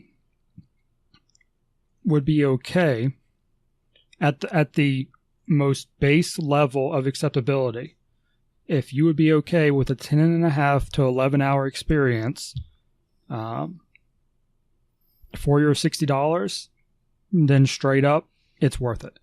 I would say yes if that experience was worth it. I thought the experience was so good. And it's not like we talked about God of War and it being an experience. It's not a God of War type experience. Oh, man. Yeah, I know, right? That's on its own fucking level. It doesn't stick up to the game of the year. Before you get away from this, let me just ask the question. Yeah. Is that 10 hours of a single playthrough or 10 hours of I beat it multiple times? No, that's one playthrough. 10.5 hours took me from start to finish. And how many times do you think you could actually get through it before it got old? Going through all the different options and all that. I'll get into that when I get into the mechanics a little bit. Okay. Because you can do several playthroughs. It all depends on how you approach it. But that 10.5 hour experience I thought was really good. And personally for me, I thought it was worth the money. But I won't say that it wouldn't be okay to wait for it to drop in price some. I think that would be totally acceptable for this game. I think it's an experience that you can experience later and it won't be world ending. If you don't play God of War until next year, you're missing out. You don't play Detroit Become Human for 6 months? Okay, not a huge deal. But let me switch back to my other page or notes. The game is essentially nothing but QuickTime events. And when the game starts out, it actually tells you on one of the first screens, it says, choose a difficulty, casual or experienced. And it tells you in the description of that, if you play on casual, you will have less of a chance of your character to die. Or a character to die, not yours, because there's multiple characters. But it actually warns you, characters will die or can die. So I played on the experience difficulty. And I didn't know it at the time, but that was a mistake. On a first playthrough of this game, I would tell everyone, play on casual. And there's one reason for this. Not to make it easier, not to avoid character death, but there's nothing more infuriating than having a character die because of stupid motion controls. Damn. The motion controls don't work well. It's like, okay, move your controller to the right. Okay, I'm saying you're shaking it back and forth, and find the register on like the 4th shake of it. It's like, okay, thanks, finally. I had a character die because of this stupid control. That's no good. Now, how much control like that was in this game? Was it like a fucking deal breaker amount or just enough to be annoying? It wasn't. I still won't say it's a deal breaker amount, but it put me over the edge when I lost a character to it, and that was near the end of the game. Well, damn, you're a pretty composed guy. That seems like it'd be hard to do. It must have really got at you. Oh yes, it was a very important character, not one of the main characters, because there are considered 3 main characters in the game. It wasn't one of those 3, but it was a side character, very important to the plot. I just imagine you walk into a room full of 10 people and you keep trying to do the same motion check over and over, and they're all just dropping dead. It's like, essentially, that is almost identical to what actually happened. Yes, you get 4 or 5 chances. And they were all motion controlled. And it's just like, nope, you fail. Nope, you fail. I'm like, I'm trying. I'm doing it. Man. I'm doing it. I want my person to live. And then it's like, boom, dead. I'm like, so sorry. Move on. So I urge everyone to play through on casual on your first playthrough. Because there is technically, a best ending that you can get. And And yeah, I didn't get it. You know, I got most of it. I got the good ending, but I didn't get the best ending. Because I was doing motion controls. The game looks great most of the time. There's a little bit of discrepancy, and it wasn't apparent at first, but the longer I played the game, the more it jumped out at me. But the levels and the graphics, when it's like bringing you into an area or you're exploring an area, are often really good. And the character models are usually really good. But every once in a while, you'll get a scene where it's like, something's off about this, and you're like, wait, my character seems to be not as nice looking. And I don't know if that's something that, you know, having HDR would fix, but I don't, because of streaming. I don't have a setup that can support HDR after being split. I don't even know if my monitor supports it, to be honest. Not the one I'm using right now. I think my other one does. But it had a little bit of a graphic thing, but there are levels that just look gorgeous. There's a stage early on that, you know, there's a rainstorm going on, so it's at night and all the thunders hit, or the lightning's hitting, and the lighting effects, the rain patter and everything, all that, it just builds the scene so well. Yeah, I noticed that through the two best friends when they were playing through. They did like their first episode, and they pointed out specifically you're on like a rooftop, and I think it's part of the demo too. So it's not even a spoiler, but you're on a rooftop, and there's a helicopter flying by, a police helicopter, and as it flies closer to the building, it starts like the wind effects hits everything. It starts pushing the water in a certain direction. It starts blowing all the canopies, the umbrellas on the roof, the plants, the clothing on the people that are on the roof, like it, and you can see it as it moves around in strikingly good detail. I love that shit attention. Like that. I love it. I'm so all about attention to detail. Yeah, and that goes into the experience I talked about. It's such a great experience. You know, even though it's mostly QuickTime events, you're still making decisions. You know, your QuickTime events aren't always, you know, X, circle, triangle. You know, it's sometimes, okay, well, how do you want to approach this person? You know, do you want to be nice? Do you want to be mean? Do you want to be, you know, respectful? Do you want to be sympathetic? You know, how are you approaching the situation? And what you choose determines your next branch. That kind of sounds like a Telltale game a little bit. It is. It's essentially it's like the next evolution of Telltale games. Essentially, is what I've heard it put as. Is this the same guy that made Indigo Prophecy? No clue. I don't know. He made that one. I know he made Beyond Two Souls. He made that. I'll go ahead, Chris. I'll find out some details here. Okay.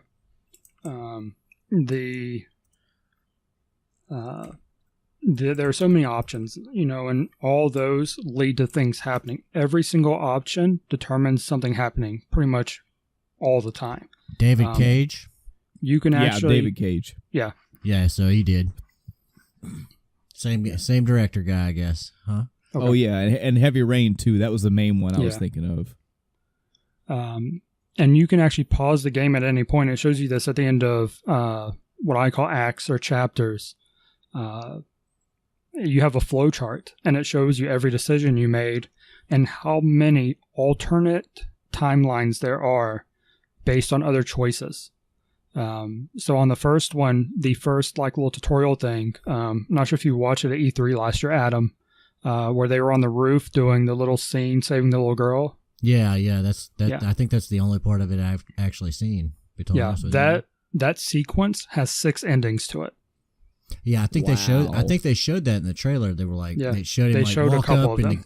he walks up and he's just like, yeah, no, I'm just going to toss the girl off right now. And then one where he like dove at the guy. And So what you're saying, Chris, is that so not only do the different, like we'll say set pieces have different endings, but there is a large overarching story that has multiple endings too. Yes. That's there are scenes incredible. You never see if you don't make certain decisions.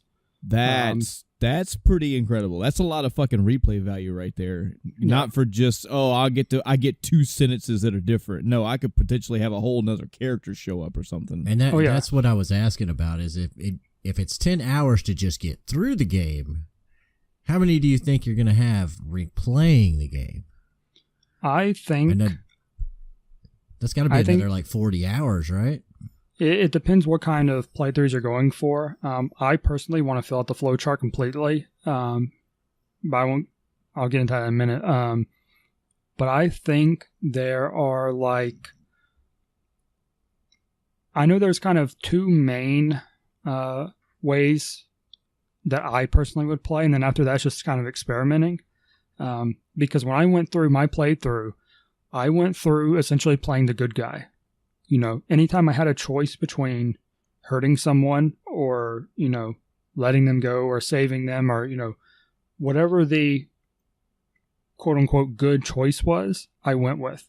So I had people get injured because I refused to, kill this innocent or hurt this innocent. I saved people. I chose not to, kill people. And later on, they showed back up and that impacted my story. There are elements where you'll save this person, and then later on, they'll save you. If you didn't save them early on, you have to have another way of getting out of that situation. And it gives this really awesome dynamic to it. And like I said, that experience where every decision you make comes back in some way. There's some reflection of it. That is so awesome. I love when people, and I will always gush about games that decide to explore new territory when it comes to gameplay. Yeah. That's my favorite thing. That's one of the reasons I like indie games, is because they're more willing to take... every once in a while, you'll see a AAA game take these kind of risks. And God bless them when they do. But, I'm listening to you tell the way that this story works, and I'm like, oh, man. Now I'm kind of excited. I kind of want to play this game now. Yeah, and the other gameplay I'm going to go through is essentially, we are your robot overlords. The first one, I was a good guy. I was a good android. I was the peaceful android. I, protested peacefully. I didn't do any unnecessary harm. I did my best to present myself in a way the public would like and support, because you actually have a public opinion rating throughout the game. And your decisions determine how much the public is behind you or against you. And like I said, I did the good playthrough, so by the end of it, I want to say the best possible public rating you could have.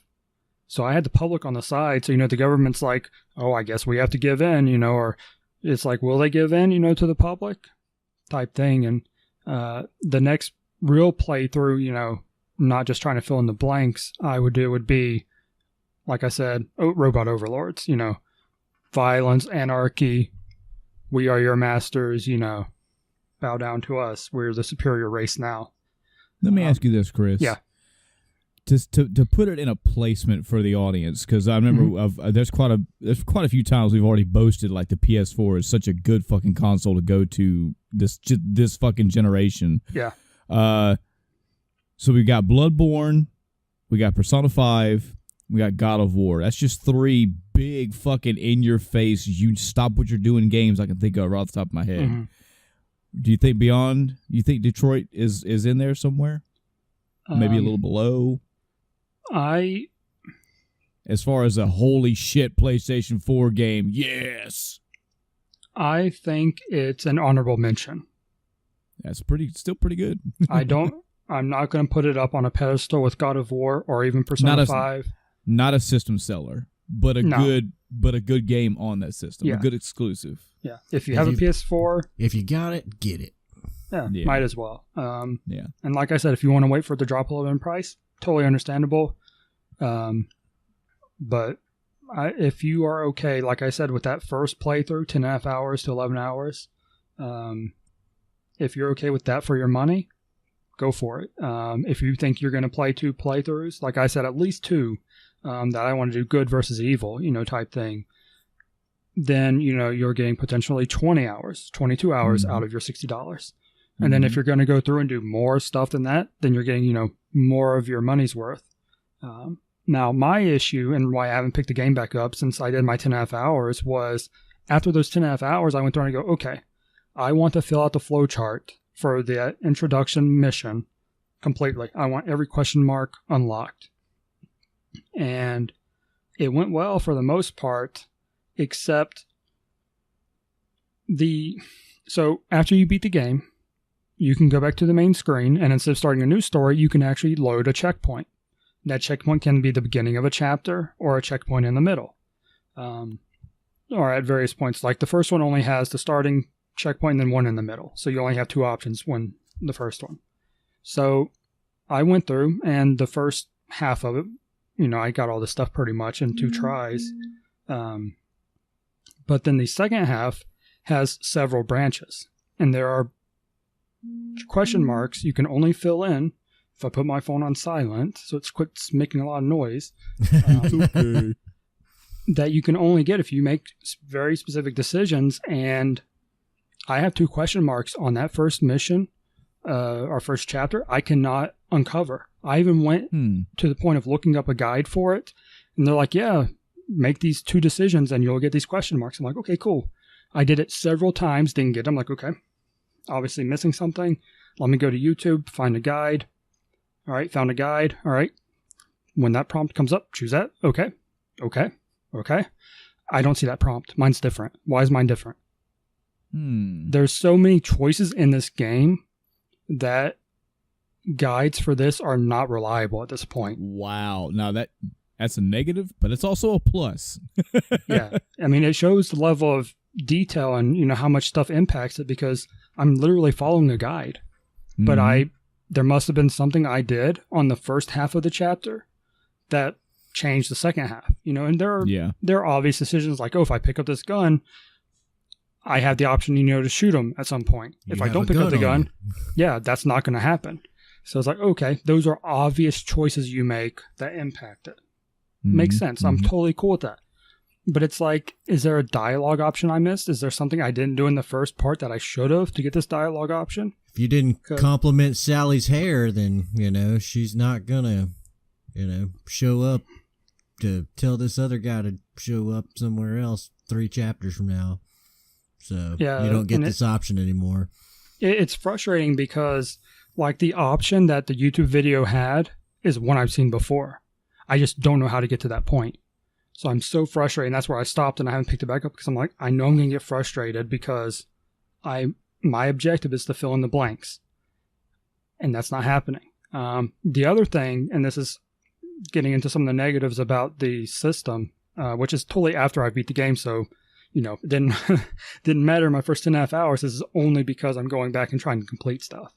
Yeah. But the checkpoint system, you have to go back to the main screen to reload a checkpoint.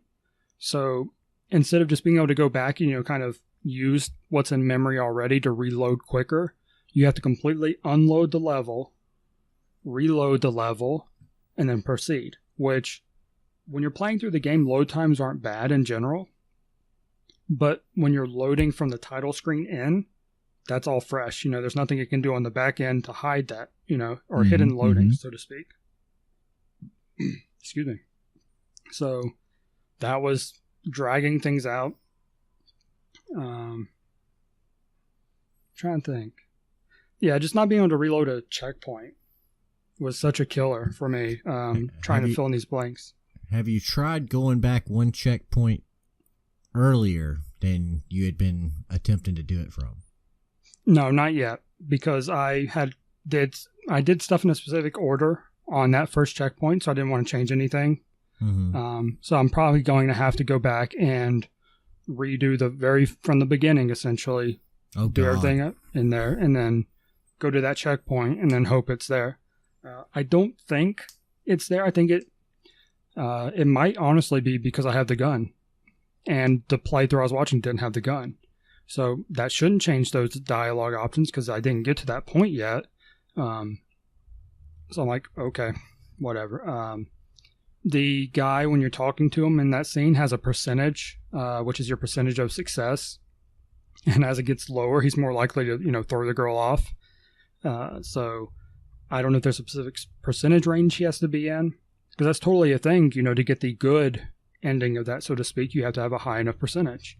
Right, makes sense. Yeah. So, and there are one of the question marks I haven't gotten yet, not the one I'm, you know, specifically thinking of or talking about that isn't working, but the other one is you have to have some middle ground where you're like trying to gain his trust, but then you fail, which is different than just failing. It's like, okay, so I have to make certain decisions or choose certain dialogue options to, you know, build up enough trust and then shoot him down, or, you know, waver back and forth between. It's like, okay, this is extremely complicated. I'm following dialogue guides. It's not working. So, yeah. And I only imagine it getting worse later on, because the first scene, like I said, 6 endings, that's nothing compared to some of the later ones. There are entire arcs, like if you make certain decisions, your what you call it, the God, what I just call it, the flow chart. The flow chart will be like on your screen, and that's it. But up above it, the path you didn't take goes on for 2 more screens. Wow. You can literally miss 2/3 of a chapter by making certain decisions. Jesus. If one of the 3 characters dies, you potentially miss 1/3 of the game. Oh, I like this. So, yeah, again, bad but good. Yeah. Yeah, I was lucky that my character that died was a side character and didn't take a whole lot out. I think I'm at the end of it, my flow chart around that event had like the same point on the timeline, you know, 2 different timelines above each other, or one above the other. And they were, you know, the same amount of stuff happening. It was just whether or not that character was there. Wow. And I actually missed an achievement because that character died. There's an achievement for getting there with nobody dying. So I missed it because of one stupid motion control. So, yeah. So overall, really fun. Yeah, I mean, it's, like I said, 10 hours for the main experience, and it is an experience. Gorgeous game. You know, up to you whether or not that's worth it. It sounds worth it to me. But, yeah. I mean, I'll also encourage anybody, if anything of this sounds interesting, just both Giant Bomb and Two Best Friends as of right now. I mean, if this is like 2 years, the whole thing has been done. But Giant Bomb has a quick look, and I know Two Best Friends has the first episode of their playthrough, and their first episode is about an hour long. I mean, that'll give you a solid fucking ground for visual, story, the way the game is set, the pacing, and all that. And that's what they're there for. So I did stream the whole game, you know, Saturday. Oh, yeah. So I've got 11.5 hours worth of gameplay on my Twitch. Mm-hmm. Can they watch you miss that little motion control over and over again? And oh, yeah. Throw the controller at the wall. I actually forgot I need to go back and clip it.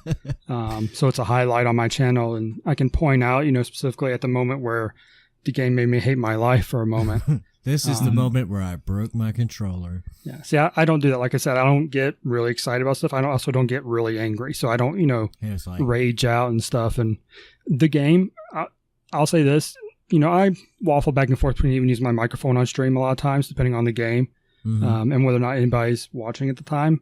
But with Detroit Become Human from the start, I was like, I'm just listening to dialogue. I don't have anything to say, so I just kept my mic muted for the entire thing because I didn't want to talk over anything. Yeah, because it's dialogue, story heavy. Oh, yeah. It is a narrative. And that's what a lot of people don't like about it, is it's essentially just a narrative. It's a, you know, QTE.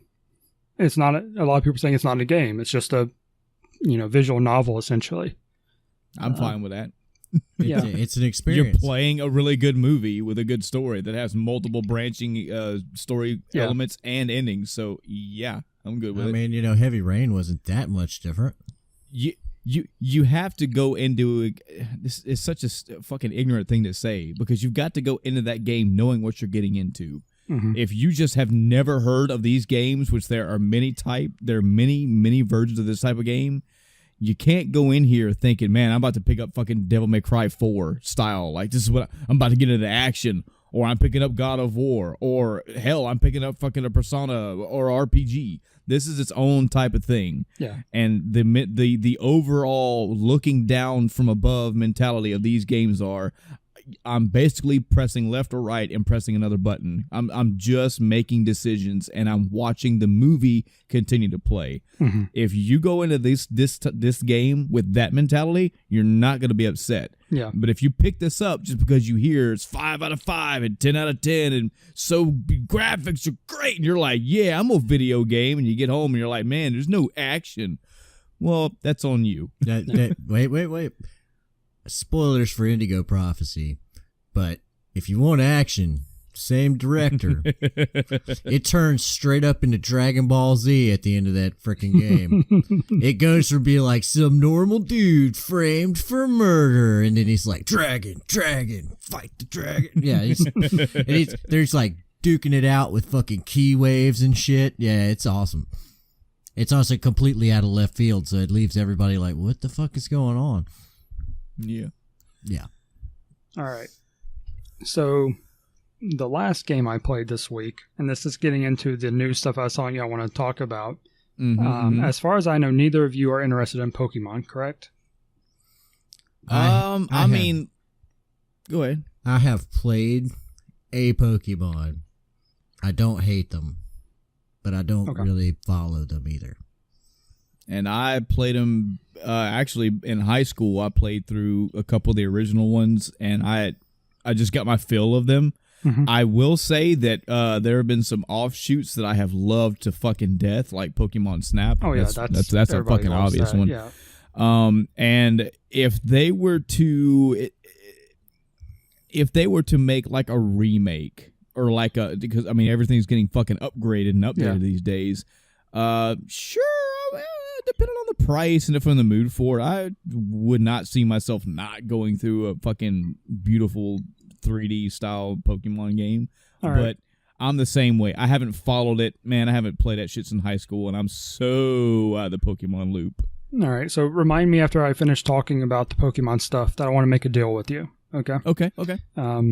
So before I get into what I played, there was a Pokemon event a couple nights ago. I think it was the 28th of May, 2018, for those listening in the future.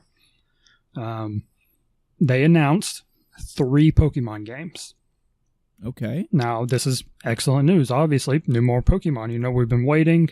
With the Switch, there's been rumors about a new core Pokemon game coming to Switch. Mm-hmm, you know, the first time a core game being on a console. Which is the core game for Pokemon is not coming to Switch until 2019.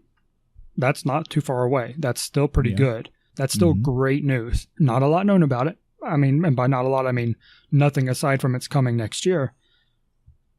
They released a game for the Switch 2 nights ago called...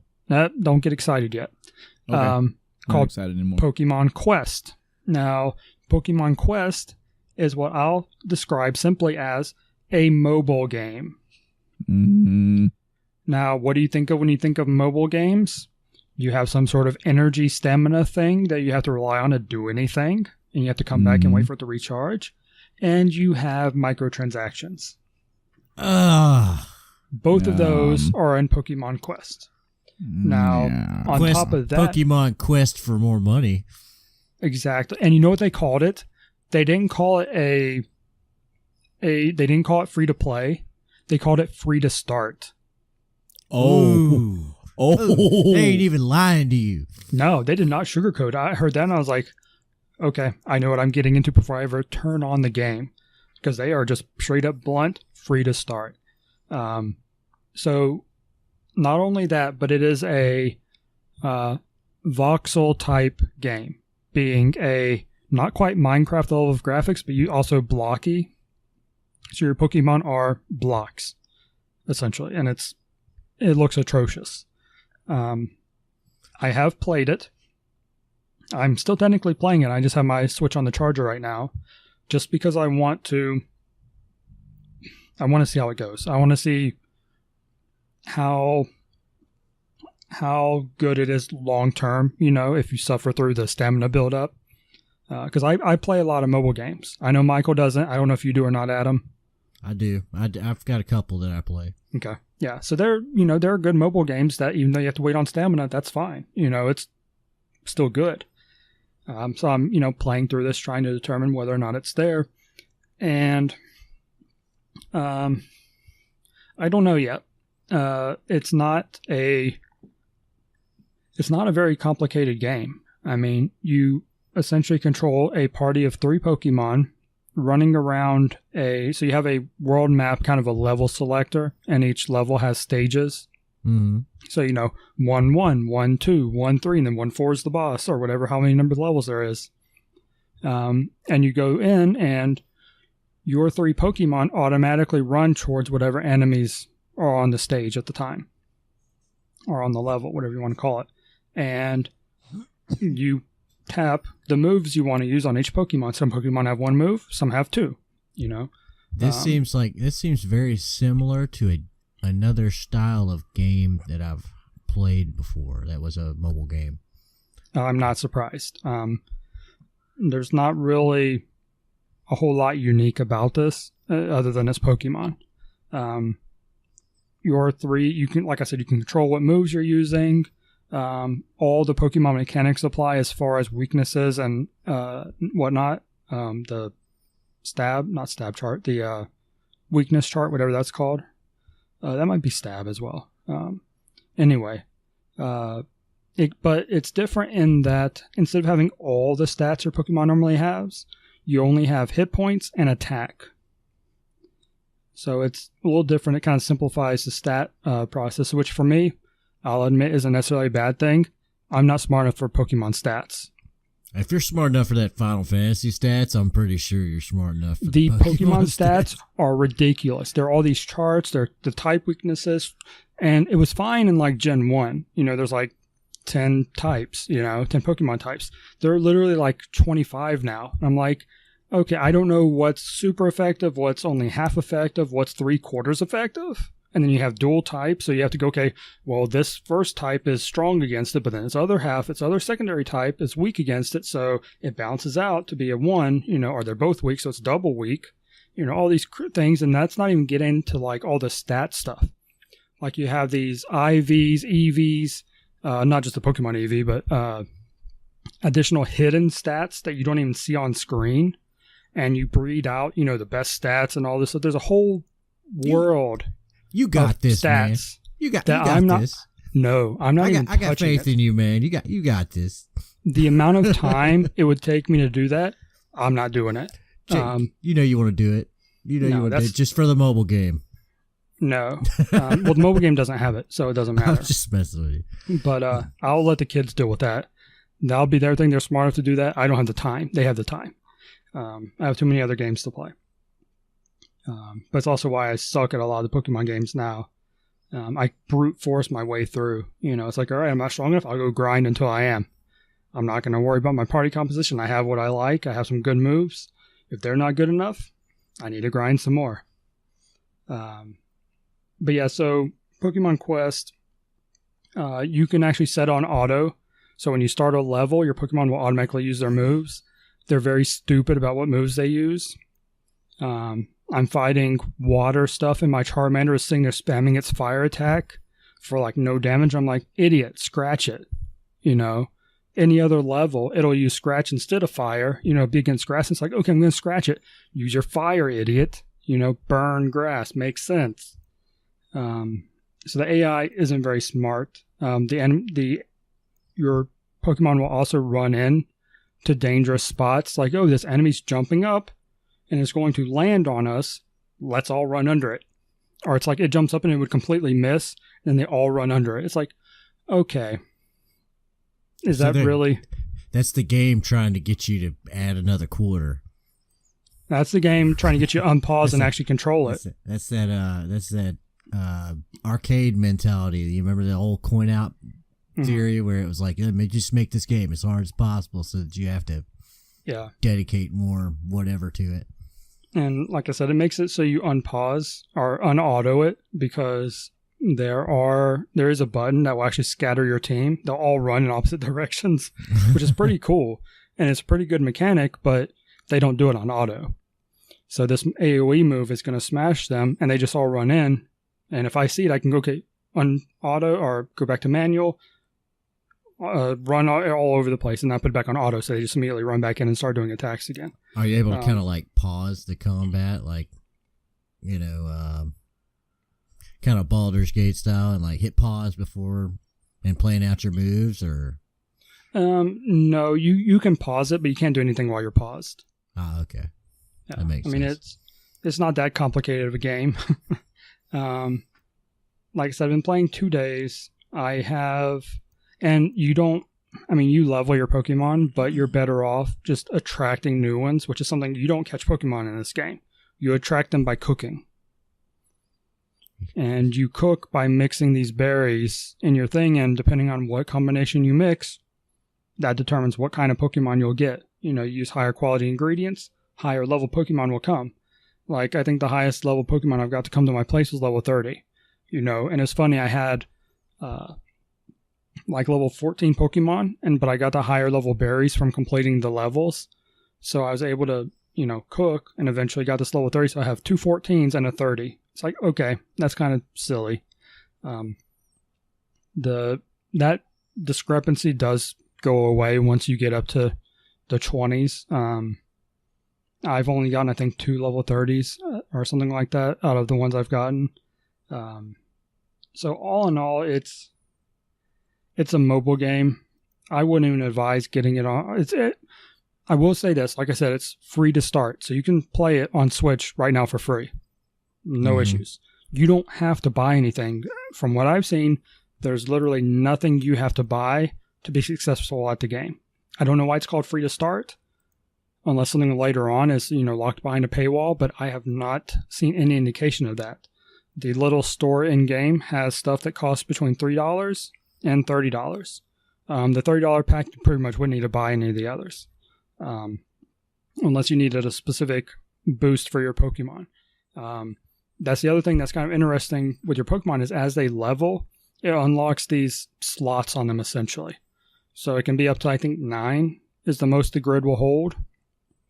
But it's like the old, Final Fantasy X grid sphere thing. You know, you unlock the circle, you know, you have 3 circles unlocked, and then you have 2 more that eventually open up or whatever, you know. Mm-hmm. And then you slot in these stones you get that are drops from the levels, and that will boost either attack or hit points. And certain Pokemon will be like all attack, some will be all hit points, some will be a combination in the middle, you know. So I've got like my Onix, which has hit points over 1,000. I've got something else that had attack of like 800. I think actually I did recently top 1,000 attack on something. But, you know, I have those extremes, and then I have my Charmander in the middle. Well, not my Charmander's not a good example because it kind of sucks. Charmeleon actually because it evolved, but I had another one. It was like 500 of each. You know, it's that balanced character or Pokemon. So you have this whole mechanic, and it gets to the point where you're just grinding out things because it's like, okay, the next recommended, the next level, there's a, you know, power recommendation. Your party is at X amount of power based on your attack or your power and hit points. It adds up for your 3 Pokemon you have currently in your group. And then it gives you, you know, okay, you're above the recommended or you're below the recommended. Well, I got to a point where I was straight up below the recommended on all the levels available to me. You know, you start out the game, you only have 1 level you can play. And once you get through the stages, you unlock 2 more. And as you beat those 2, you unlock 3 more. I don't know if I'll unlock 4 next time, but that'd be the pattern, you know. Makes sense. But I have 3 stages, 3 areas open to me now. I currently cannot beat any of them, even though my power is higher than 2 of them because of, you know, the type match. They're strong against me or something. So it's like, okay, until I grind more and either cook to attract more Pokemon, or I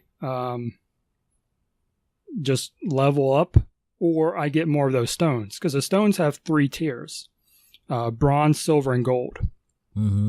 Bronze just gives you the stats, like, okay, plus 100 attack. Then the bronze one may be, plus 100 attack, plus 5% critical hit chance. And then the silver will be, 100 attack, plus 5% critical hit chance, plus 5% critical damage.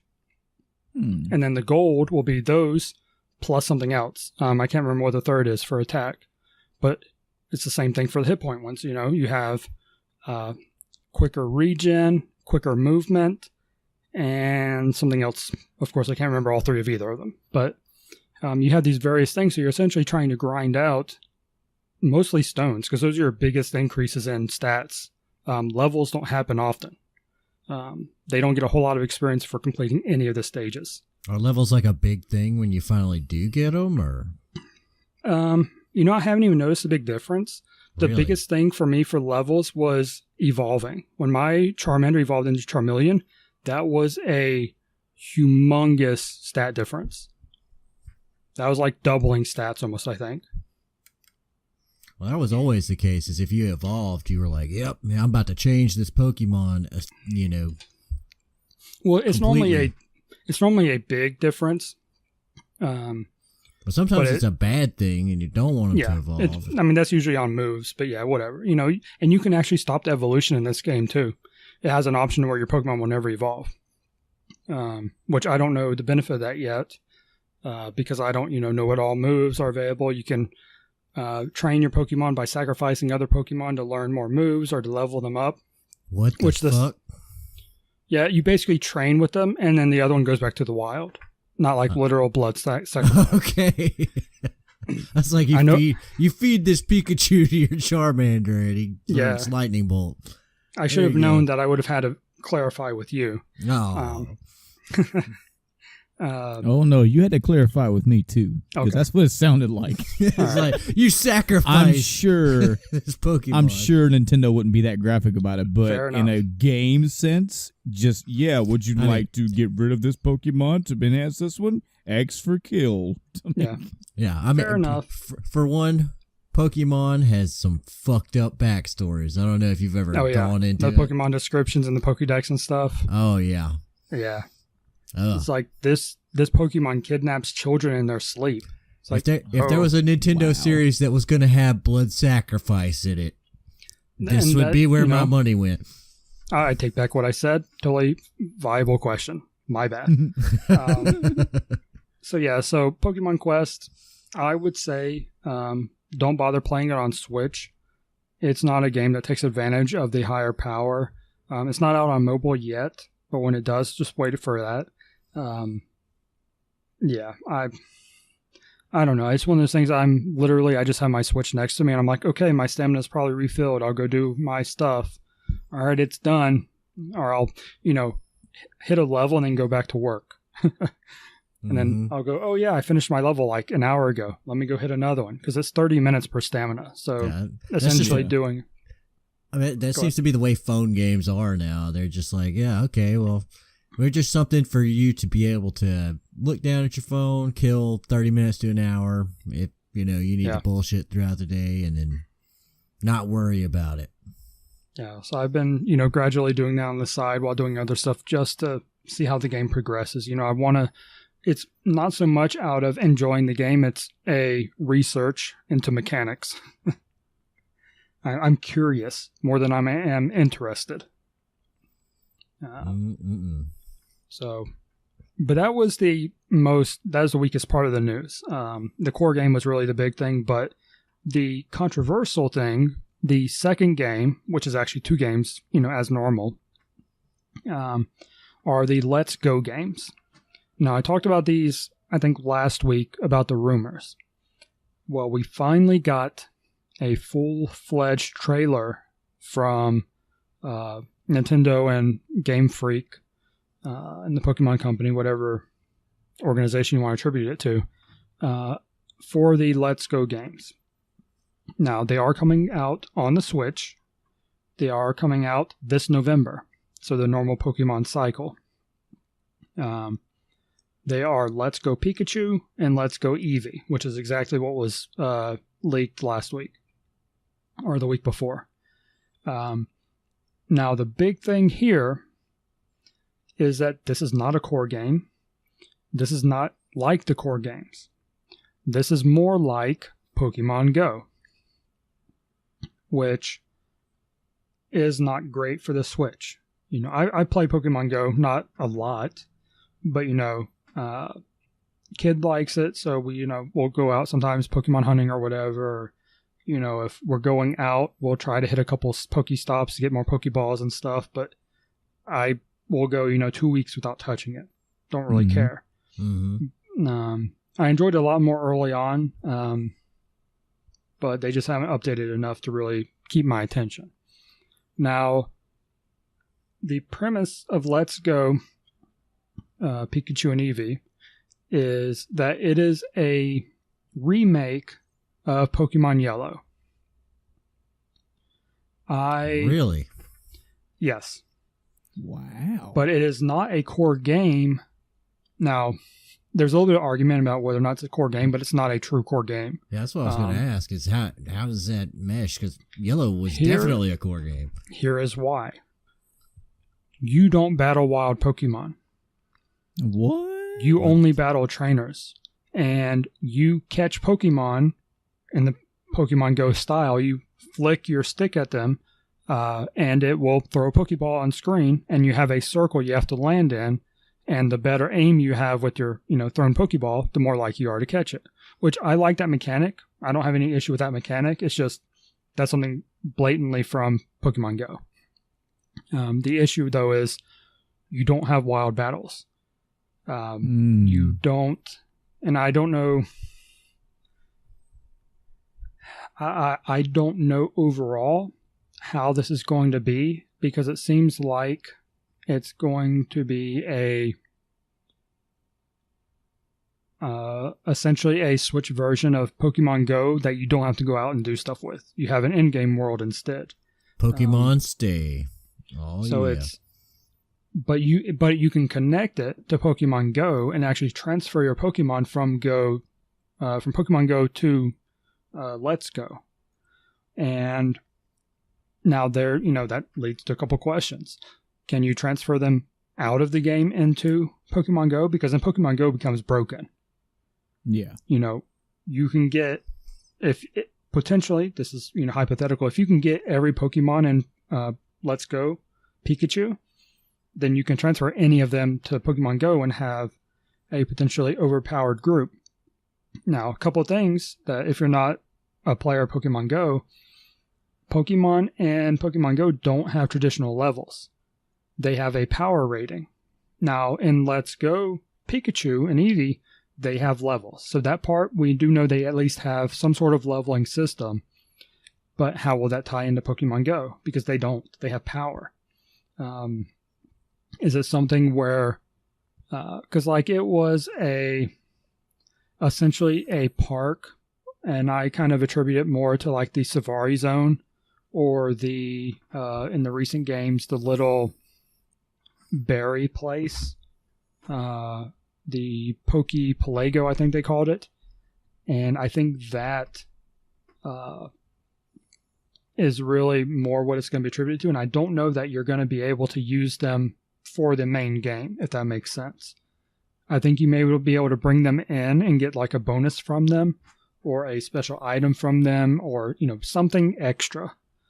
But I kind of hope it's not like this, where you can just load them in and, dominate the game because you loaded in your super high-powered Dragonite from Pokemon Go, or even vice versa. I don't want to be able to... It's bad enough in Pokemon Go going up to against people that have these ridiculously powered stuff because they've either just spent that much time in it, or they've literally spent money on it. That it's just unrealistic. It's not, essentially fair to casual players the way they do things. But I don't see that it's a good thing for it to be able to transfer back and forth completely.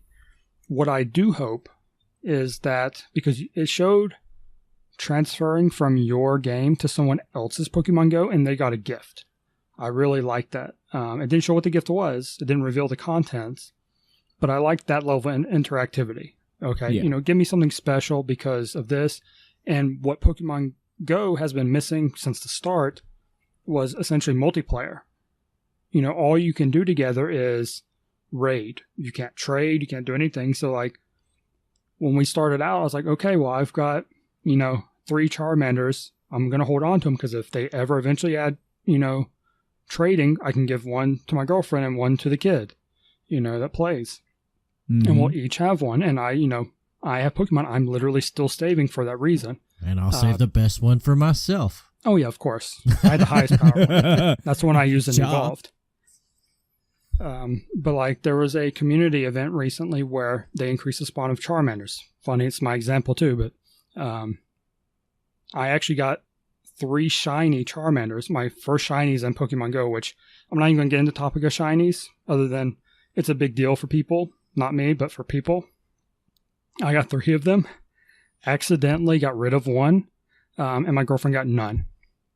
Whoops. So she was pretty upset because we were catching the same, Charmander on the map, but hers wasn't shiny and mine was 3 different times. Wow. But I have the other one saved, and if they ever trade, I'll give it up so that either her or the kid have it. I'm totally cool with that. But they don't have trading. They don't have, PvP in the game other than their gems, which you just put your Pokemon in and someone spams tapping the button to fight. Well, aren't the shiny ones supposed to be more powerful than the standard? No. Shinies are literally a trophy.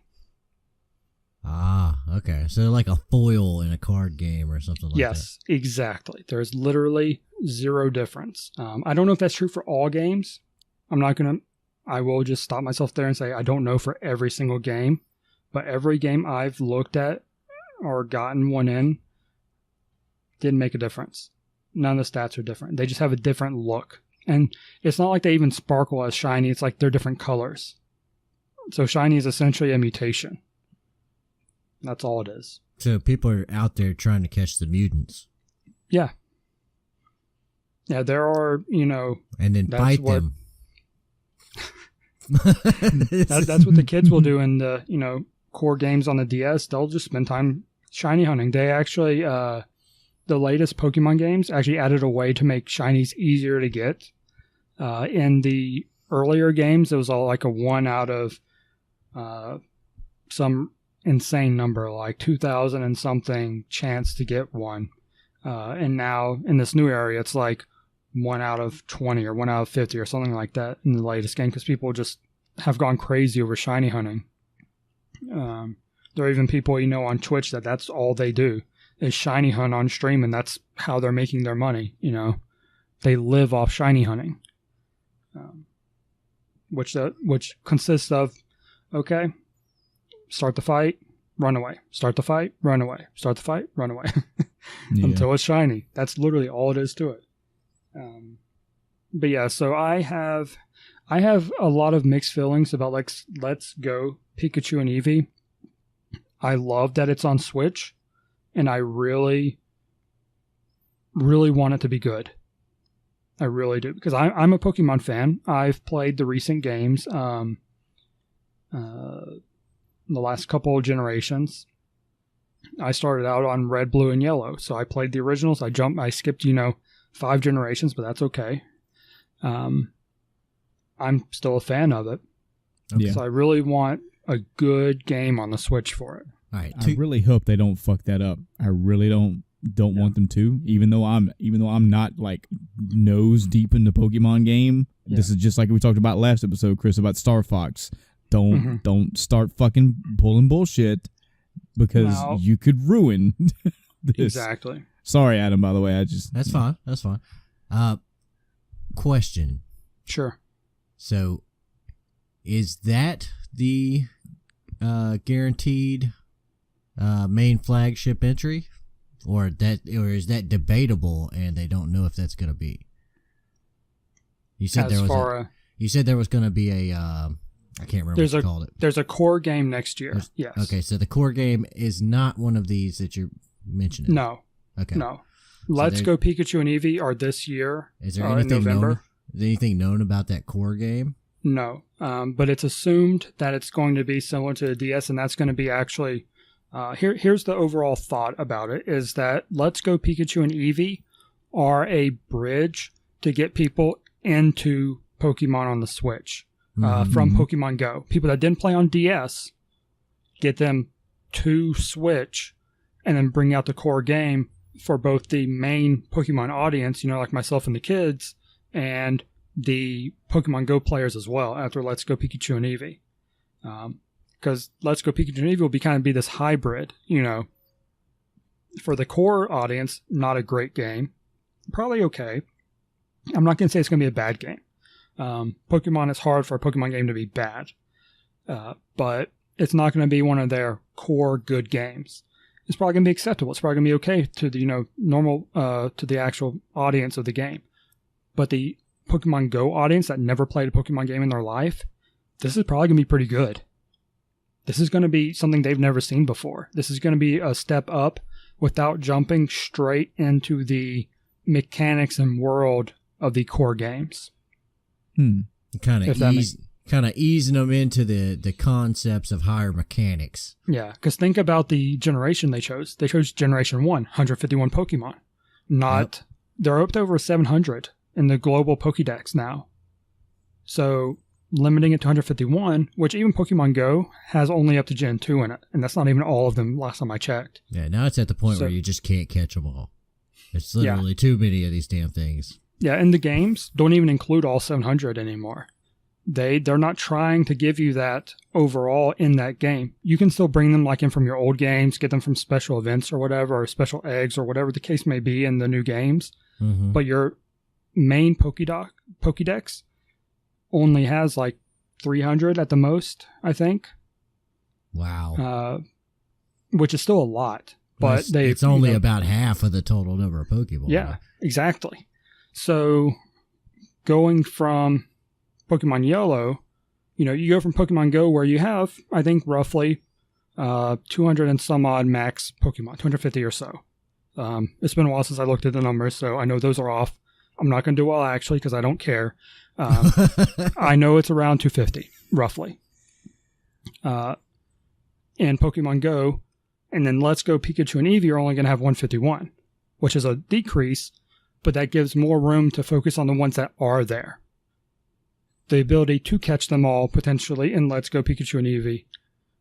And then the core game will have whatever it has. 150 or 200 of the old Pokemon, plus 100 new Pokemon that have never been seen before. That's typically how the games work, 2/3 of them are Pokemon from the last game.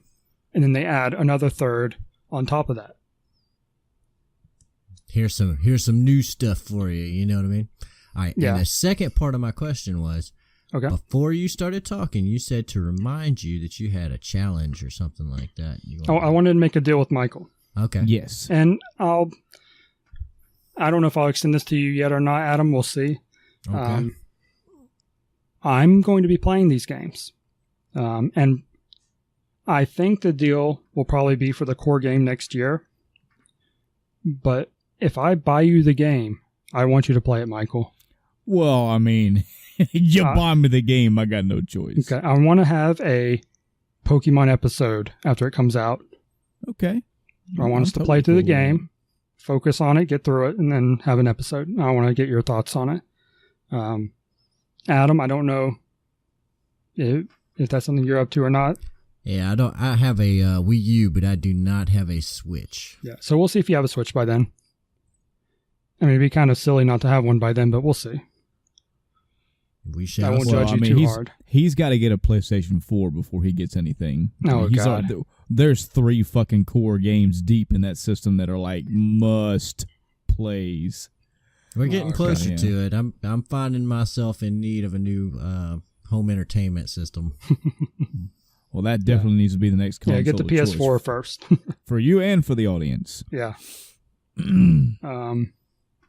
But I don't know. Michael, I won't put you through Let's Go Pikachu and Eevee.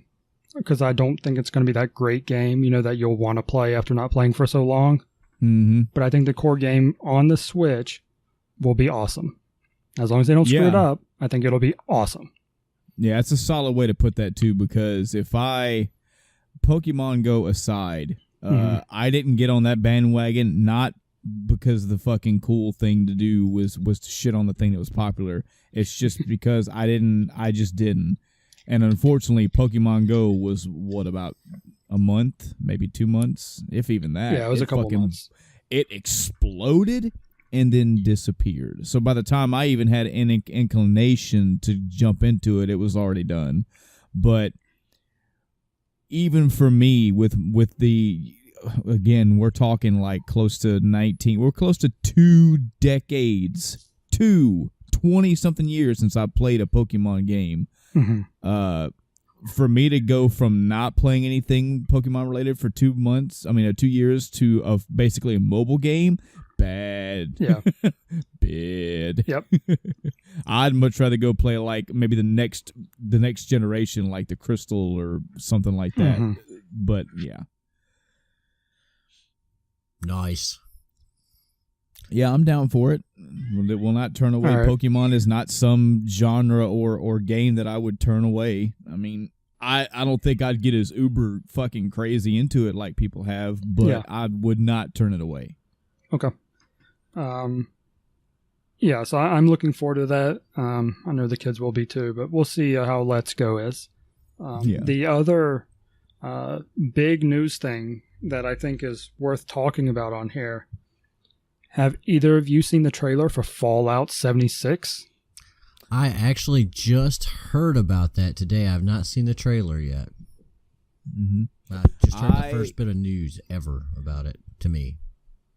There was, again, I heard this through happenstance through a podcast, that there was like a teaser for it. Like they had Bethesda's channel, whatever, had a fucking, like the Fallout screen thing was on, like the please stand by. Yeah, and then the thing dropped, or the live action thing happened. I haven't seen any of it yet. I'm gonna throw this out there. At one point, they had like 140,000 people watching that please stand by screen. Wow, people were that excited to see what was going to be announced, and that stream was 10 hours long. Wow, and for most of it, they had in excess of 100,000 viewers, and they had like over 1 million unique visitors, something ridiculous number like that, you know. I bet you one of them was Drake. What? I actually didn't watch it. I saw the little thing that, you know, they went live or whatever, and that it was the please stand by, but I didn't know when it was happening, and I was doing other stuff, so I didn't actually watch it, but I saw the post because I have liked the Fallout page on Facebook. So I saw it like 5 minutes after the reveal without having to actually sit there and watch all the other stuff. Yeah.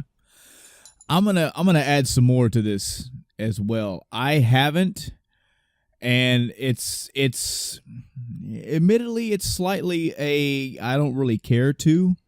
Okay. This is a good fucking just discussion topic right here, especially because me and Adam have discussed this, I believe, on the podcast before.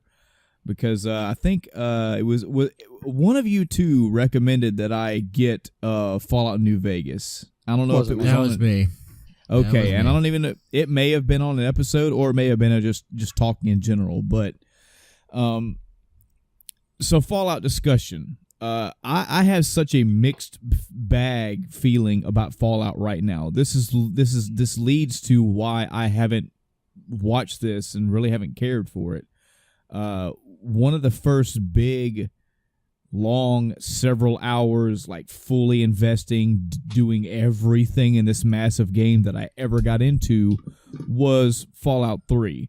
This was long after this game had been fully completed, like, and I mean that as in all 4 DLC packs were added to it. All the content was there, all the patches were there, and I played this on the 360, by the way, so this is when I had to get the game, and then another disc that had 2 expansions, and another disc that had another 2 expansions. But even so, like, I got everything in this game, and I did everything in this game, and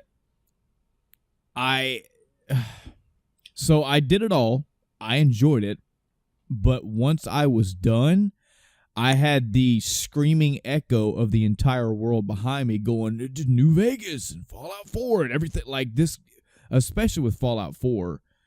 I feel like this like Fallout just got skyrocketed to this fucking meme in your face level of popularity that I don't think it deserves that much praise. Yeah, it's you're good. Probably right. Yeah, I mean it's good. There were a lot of, choices, there were a lot of story stuff into it, and there were many side quests with a lot of good little story elements here and there. I will tell you this, it ain't Skyrim level RPG of all time. Stop it right now, you son of a bitch. I mean, I put Fallout above Skyrim, but I'm just saying. You wouldn't. I do. Not if you were IGN or whoever the hell. Not if you're IGN. That's the fucking Chris. You didn't know that Skyrim was the greatest fucking RPG of all time? Yeah, fuck you, Chrono Trigger. The greatest. Wow. But when that's a callback to the audience, by the way, guys and gals, go check out our top RPG 100 RPGs of all time. We just basically did a review list of I think Game Informer and IGN. I hope I got those two right. And yeah, that's quite a fucking episode. But anyway, Fallout. So again, I didn't play Fallout 1. I didn't play Fallout 2. I have not played New Vegas. I do own it. I have not played Fallout 4. I don't own it. But one thing right off the bat, whenever there was a point in the game of Fallout 3 that apparently was the original ending for the game until the expansions got put on top of it. And basically, if I'm using bullshit numbers, the main campaign of Fallout 3 was 30 hours long. After the expansions, you're looking at like 120. Like, they added a whole bunch more shit to do, and a whole lot of main story quests. So when I went back and they were like, hey, you remember when this happened in the story? That was kind of the ending of the game. And I was like, oh, God, what a horrible shit ending that would have been. Yep. What a bullshit boss you had to fight and all that. But anyway, so there are lots of great things about Fallout, guys and gals. There was nothing wrong with Fallout that I can just blatantly point out. For what it was at the time, it has its charm. You're the lone guy. You're out in a post-apocalyptic world. You got the great themed that works really well for its setting music. But right about there, and the stories, you hit or miss. You get some good ones, you get some bad ones. But right about there is where my desire and care for it stops. I was saturated with all of that, and I got all what I needed. The character animations, again, we're talking a generation back. This is on 360, mind you, but still, the character animations and designs. They're mediocre. I mean, they're there. They serve their purpose. The game itself was good for what it was, but once I was done with Fallout 3, that was it. When Fallout New Vegas came out, the big thing that I heard from many people was, did you play Fallout 3 and everything in it? Yeah, well, then you really don't need to play New Vegas. I've also heard the opposite, where no, New Vegas has its own story, and it's also really good. I kind of heard the same thing about Fallout 4. But it's so fucking hard for me to pinpoint a reason why. Like, I just don't have a burning in my loins desire for anything new Fallout. Mm-hmm. It could be because I saturated myself with so many hundreds and hundreds of hours of the game, and I'm like, woo, I'm good for a while. There are games that I've done that with that I've gone back to, like Breath of the Wild. I've gone back to it. God of War. Eventually, I will go back through that fucker again. I've even tolerated the idea of going back to Persona 5 again. But when it comes to Fallout 3, I'm like, yeah, no, I got my fill of it. And they're like, well, we have, okay, but we have another game. I'm not really feeling it. Okay, we have another game. I'm not feeling it. And now with this one being announced, I don't know. I'm folded arms, and maybe if I watch it, maybe something will stir me up to play it. I need to see something that's going to be I need to see a God of War change in Fallout for me to be interested. All right, then let me give it to you. From what I heard, this is a multiplayer game. Yeah. A multiplayer base building survival Rust type game. Immediately not interested. There you go. There's your big change. You were like, oh, it changed for the worst. right into the gutter. Yeah, sorry. I don't care about it being multiplayer. It was like lukewarm, and then you doused it with ice. I don't know what I will say I don't know what I want from the Fallout series then, if that's what it takes. But I don't see anything else in here that's making me go, guys, the new one's out. And that's me. That's just me. I will also say this. The longer you wait on New Vegas, the more dated it gets. Yeah, I mean, it will not age well. I can already tell you that it is probably already at the point where it's going to start getting kind of wonkily. Well, let me stow your fears just a little bit, because I do have New Vegas. I did buy it. I did download it. It's on my PC. I could start that game anytime, and I will tell you that I'm going to really have to force myself to do it to play that game. I'm not telling you to force yourself to do it. No. But just hold on. What I'm saying is, when I do, my sole drive for that game is going, all right, story, you better get me. Story, you better come on. Story, you better give me something. You better start hooking me, and I better start getting interested, because if I don't, that's it.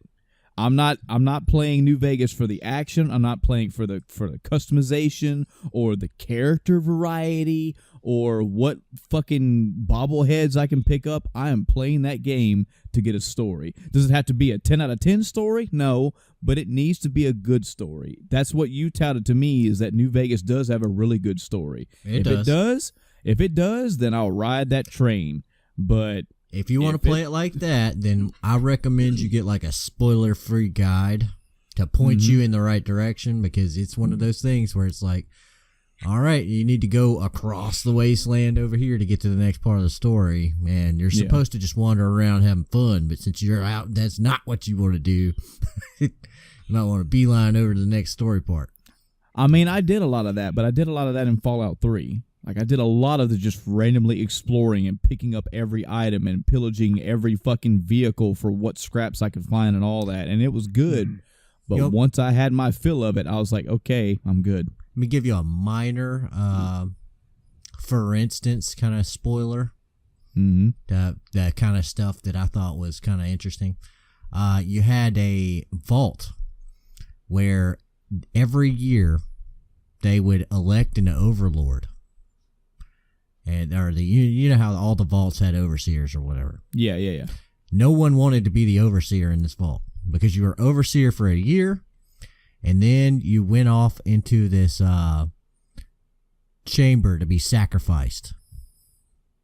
Wow.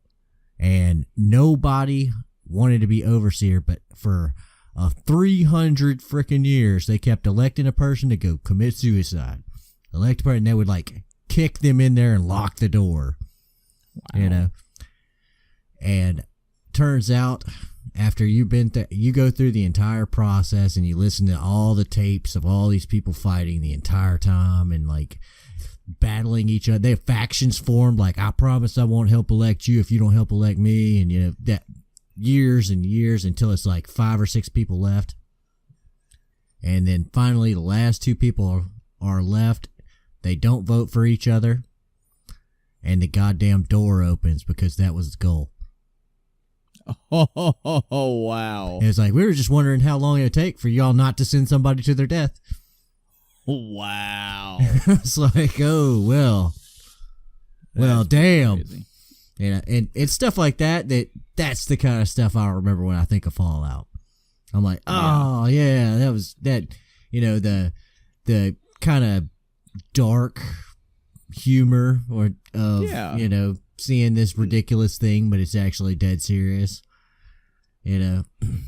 Yeah, that's what I really like about the Fallout games is the lore behind it, reading all the terminals. It's one of the few games where you have these terminals with all this text to read, and I'll actually sit there and read it, because a lot of it is pretty interesting. It gives you a lot of background. You'll learn all kinds of things about the place you're in.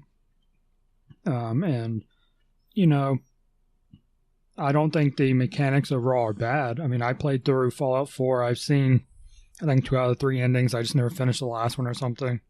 Mm-hmm. And I enjoyed it. The little base building thing you had there was okay. Had a lot of room for improvement. but I enjoyed it enough that I am cautiously optimistic. I think that's the word that Co-Carnage used on the Drop Frames cast about this game. There are a couple of big things about it. Not getting into what type of game it is, but the setting of it is it's like 200 years before any of the other games.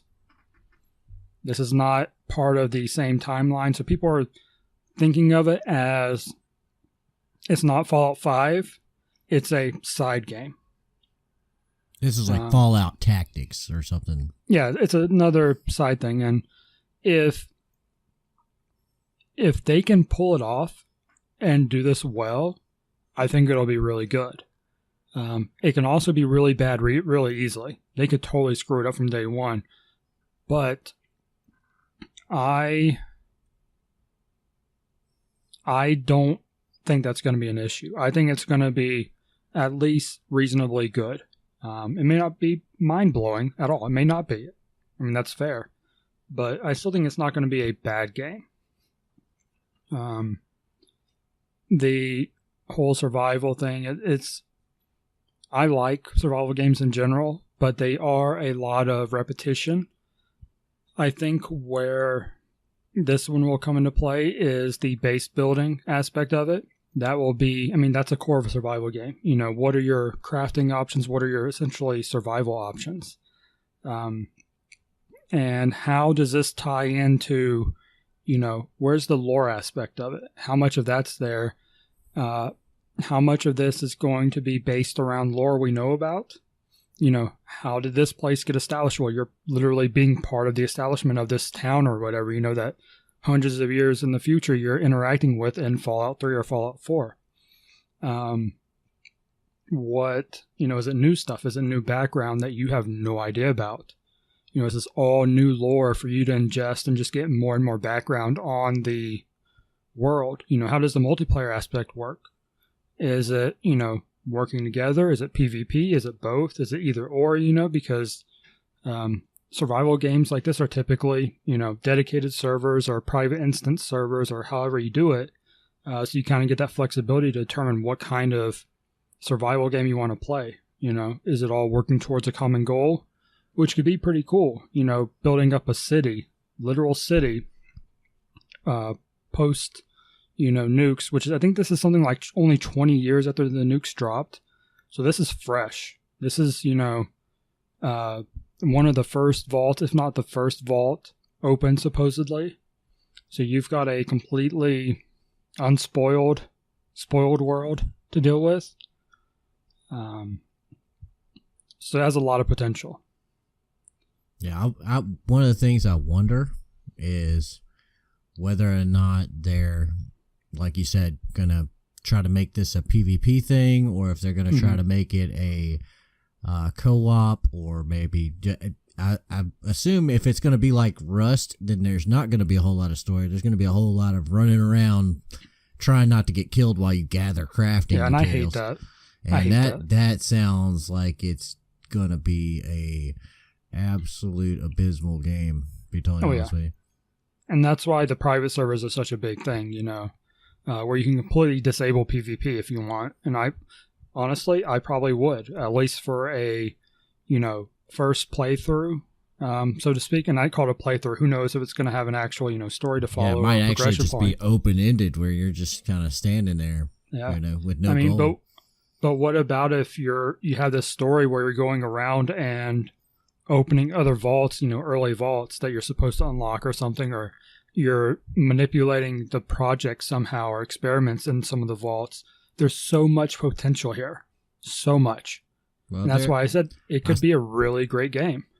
I'm gonna go with what you said and say that I'm cautiously optimistic. I hope they don't mess this up.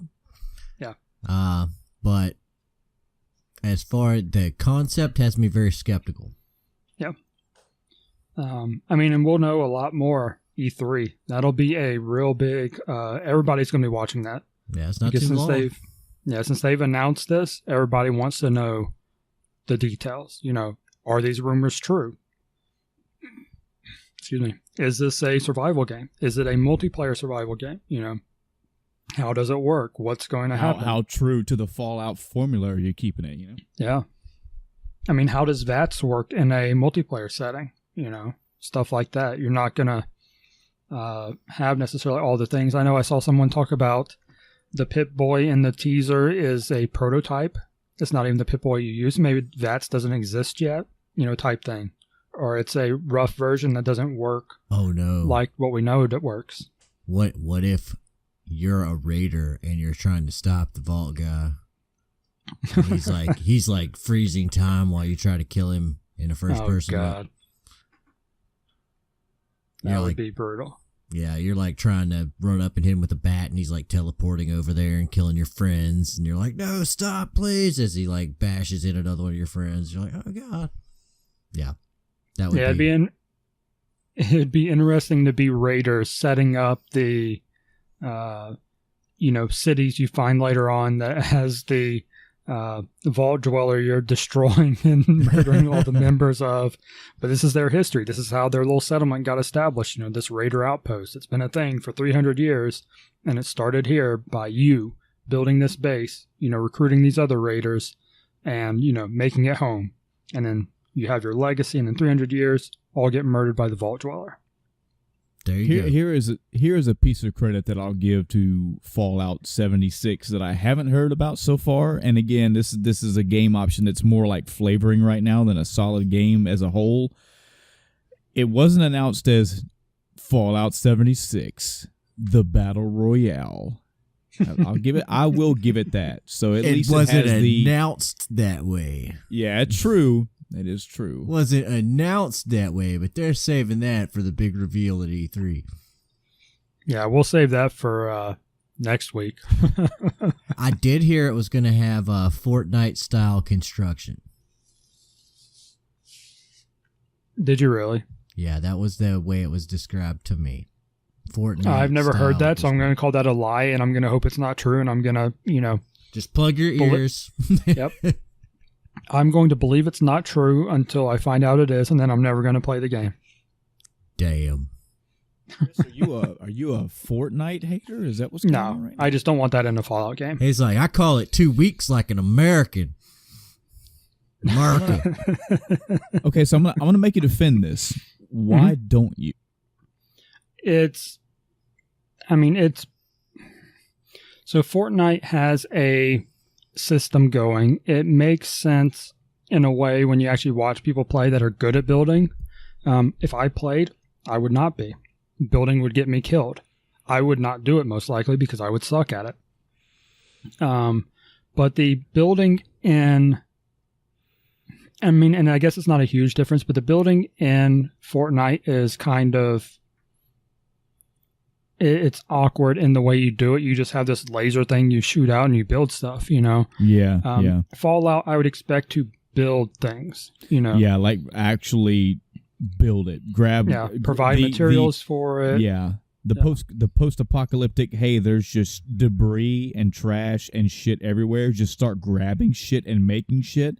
That's appealing until you think about it where you're actually having to build it and it's not just point and click. Well, even in Rust, you have to go around and cut down trees and mine rocks and fucking, you know, pull teeth out of animals or whatnot to freaking get your stuff to build to craft with. Doesn't seem like that in Fortnite. It seems like you just you kill somebody and like there's a bunch of boxes and you run over them real quick and that gives you all the stuff you need to keep building stuff. Fortnite, you do get materials from hitting things. You get wood, brick, and iron, I believe. Okay. Wood from trees and houses, bricks from brick structures, and then metal from like vehicles and certain things will give you metal. And those are different, you know, strengths. It'll take a lot of materials for certain things. And but you start out with some materials and you need like 15 seconds to gather all the stuff you'll use later on in some cases, you know, depending how long you survive. You may have to go farm some brick, you know, for your end game, so to speak, walls. But you don't spend very much time doing it. Well, see, what I would do if I was that guy in Fortnite, you know, and I wasn't constrained by the arbitrary limits the developers had put on me, is I would build a car and go around ramming stuff. Because I wouldn't build a giant wooden tower that physically couldn't survive. I guess that's what turns me off to Fortnite, is they make these giant wooden towers that are really just a series of planks that extend out into the infinity. Yeah, it's not true physics, but it does have where if you destroy the base, it all falls, so you don't have floating structures. Yeah. Going to the vehicles, players are actually requesting it, and the developers are like, we don't really want to do this. But what they did, I think, in this last week, they released a shopping cart you could ride on. So you can ride around on a buggy, holding onto the handles like you did as a kid, just rolling around with it. I don't know what impact it had on the game. I don't know if it's permanent or not, but it cracked me up when I saw that. I did play, what's the Fortnite competitive? Battle Royale. PUBG. Yeah. Okay. I played that, and let me tell you, they ripped some stuff straight out of Arma 3. Oh, yeah. Absolutely. Yeah, straight out of Arma 3, and it's basically a game mode of Arma 3 come to life. I don't really care to talk about this, but PUBG is now suing Fortnite, too, for being too similar. Even though they straight ripped their game off of somebody else. Yep. I mean, the lean mechanics, the way everything works. Mm-hmm. I was just flabbergasted at how similar this was to, a game I played a lot of, which was Arma.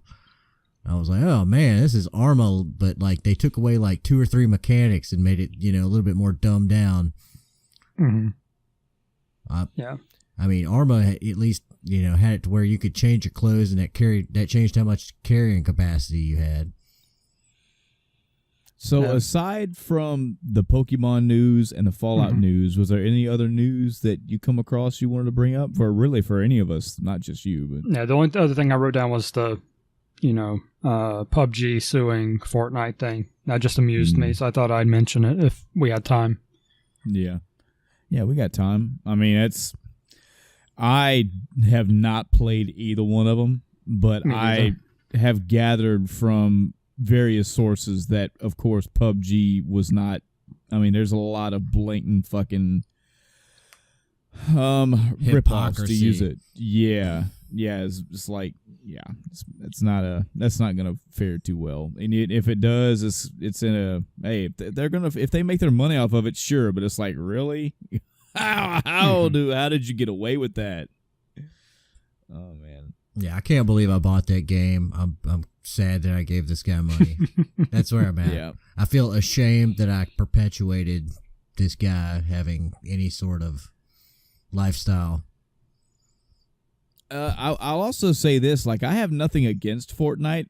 I've seen enough of PUBG to know why I don't think I'd like that game. The fucking boredom effect and a lot of wandering and nothing happening, and or you die within 1 minute because of bad luck or bad placement.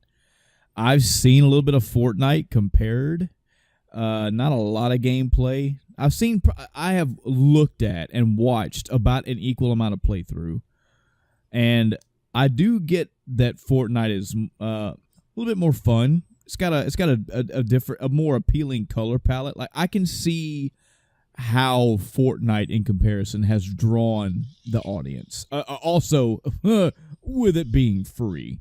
That's a big one. Oh, yeah.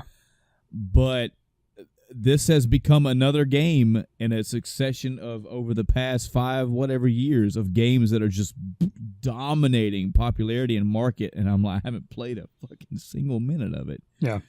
But, I mean, it is what it is. I just don't have I'm not in the mood to play a massive multiplayer shooter game or a shooter game, period.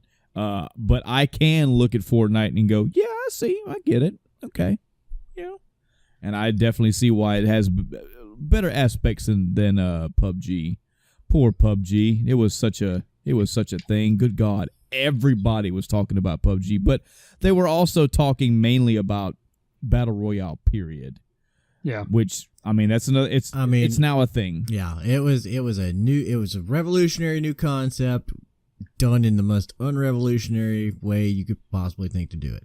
They were just like, let's rip, copy and paste Arma 3 into this. And it's like DayZ. Yeah. That's the only way I can describe it. It's just another Arma game mode. Yeah. No, I'm good with my single players. I'm good with my fucking God of War. that was good enough for definitely a good while. I think we're about to wrap this episode up, gentlemen. The next episode we're gonna do is gonna be basically a fucking E3 pre-hype and talk and predictions episode. So that's kind of where this one started out, because I mean a lot of this news is leading up to trying to sway a little bit of the population toward what's going on. I mean anything Pokemon being announced, that's gonna be an attention getter for sure. Yeah. Especially since there was a game that can actually be played now. Right. And even with Fallout is a big name. It's a hot topic to talk about when it pops up. So yeah. I'm interested to see what's going to go down. I'm slowly getting a little hype built up now, but for those that haven't heard, it was either the last episode, I think it was episode before last, episode like 42, where we talked about the list of leaked games that got the list of games that got leaked. And that's still, I mean, if I look at that list right now, that's going to make me go, yeah, whatever. But I know that's not either one. There's going to be several things about that list. Either one, only half of those games are actually true, or two, whether half or none or all are true, that's not going to be all the games. Every day there's going to be a company that's going to have its own press conference, and in their own press conference there's gonna be anywhere from like 5 to 15 games announced. So who knows what's gonna come, who knows what's gonna happen. We'll see. I can tell you we're gonna have our own episode, maybe two, depending on how much content we have to talk about, but that'll be after next episode. We're definitely gonna do a little pre-game huddle, a little pre-E3 discussion.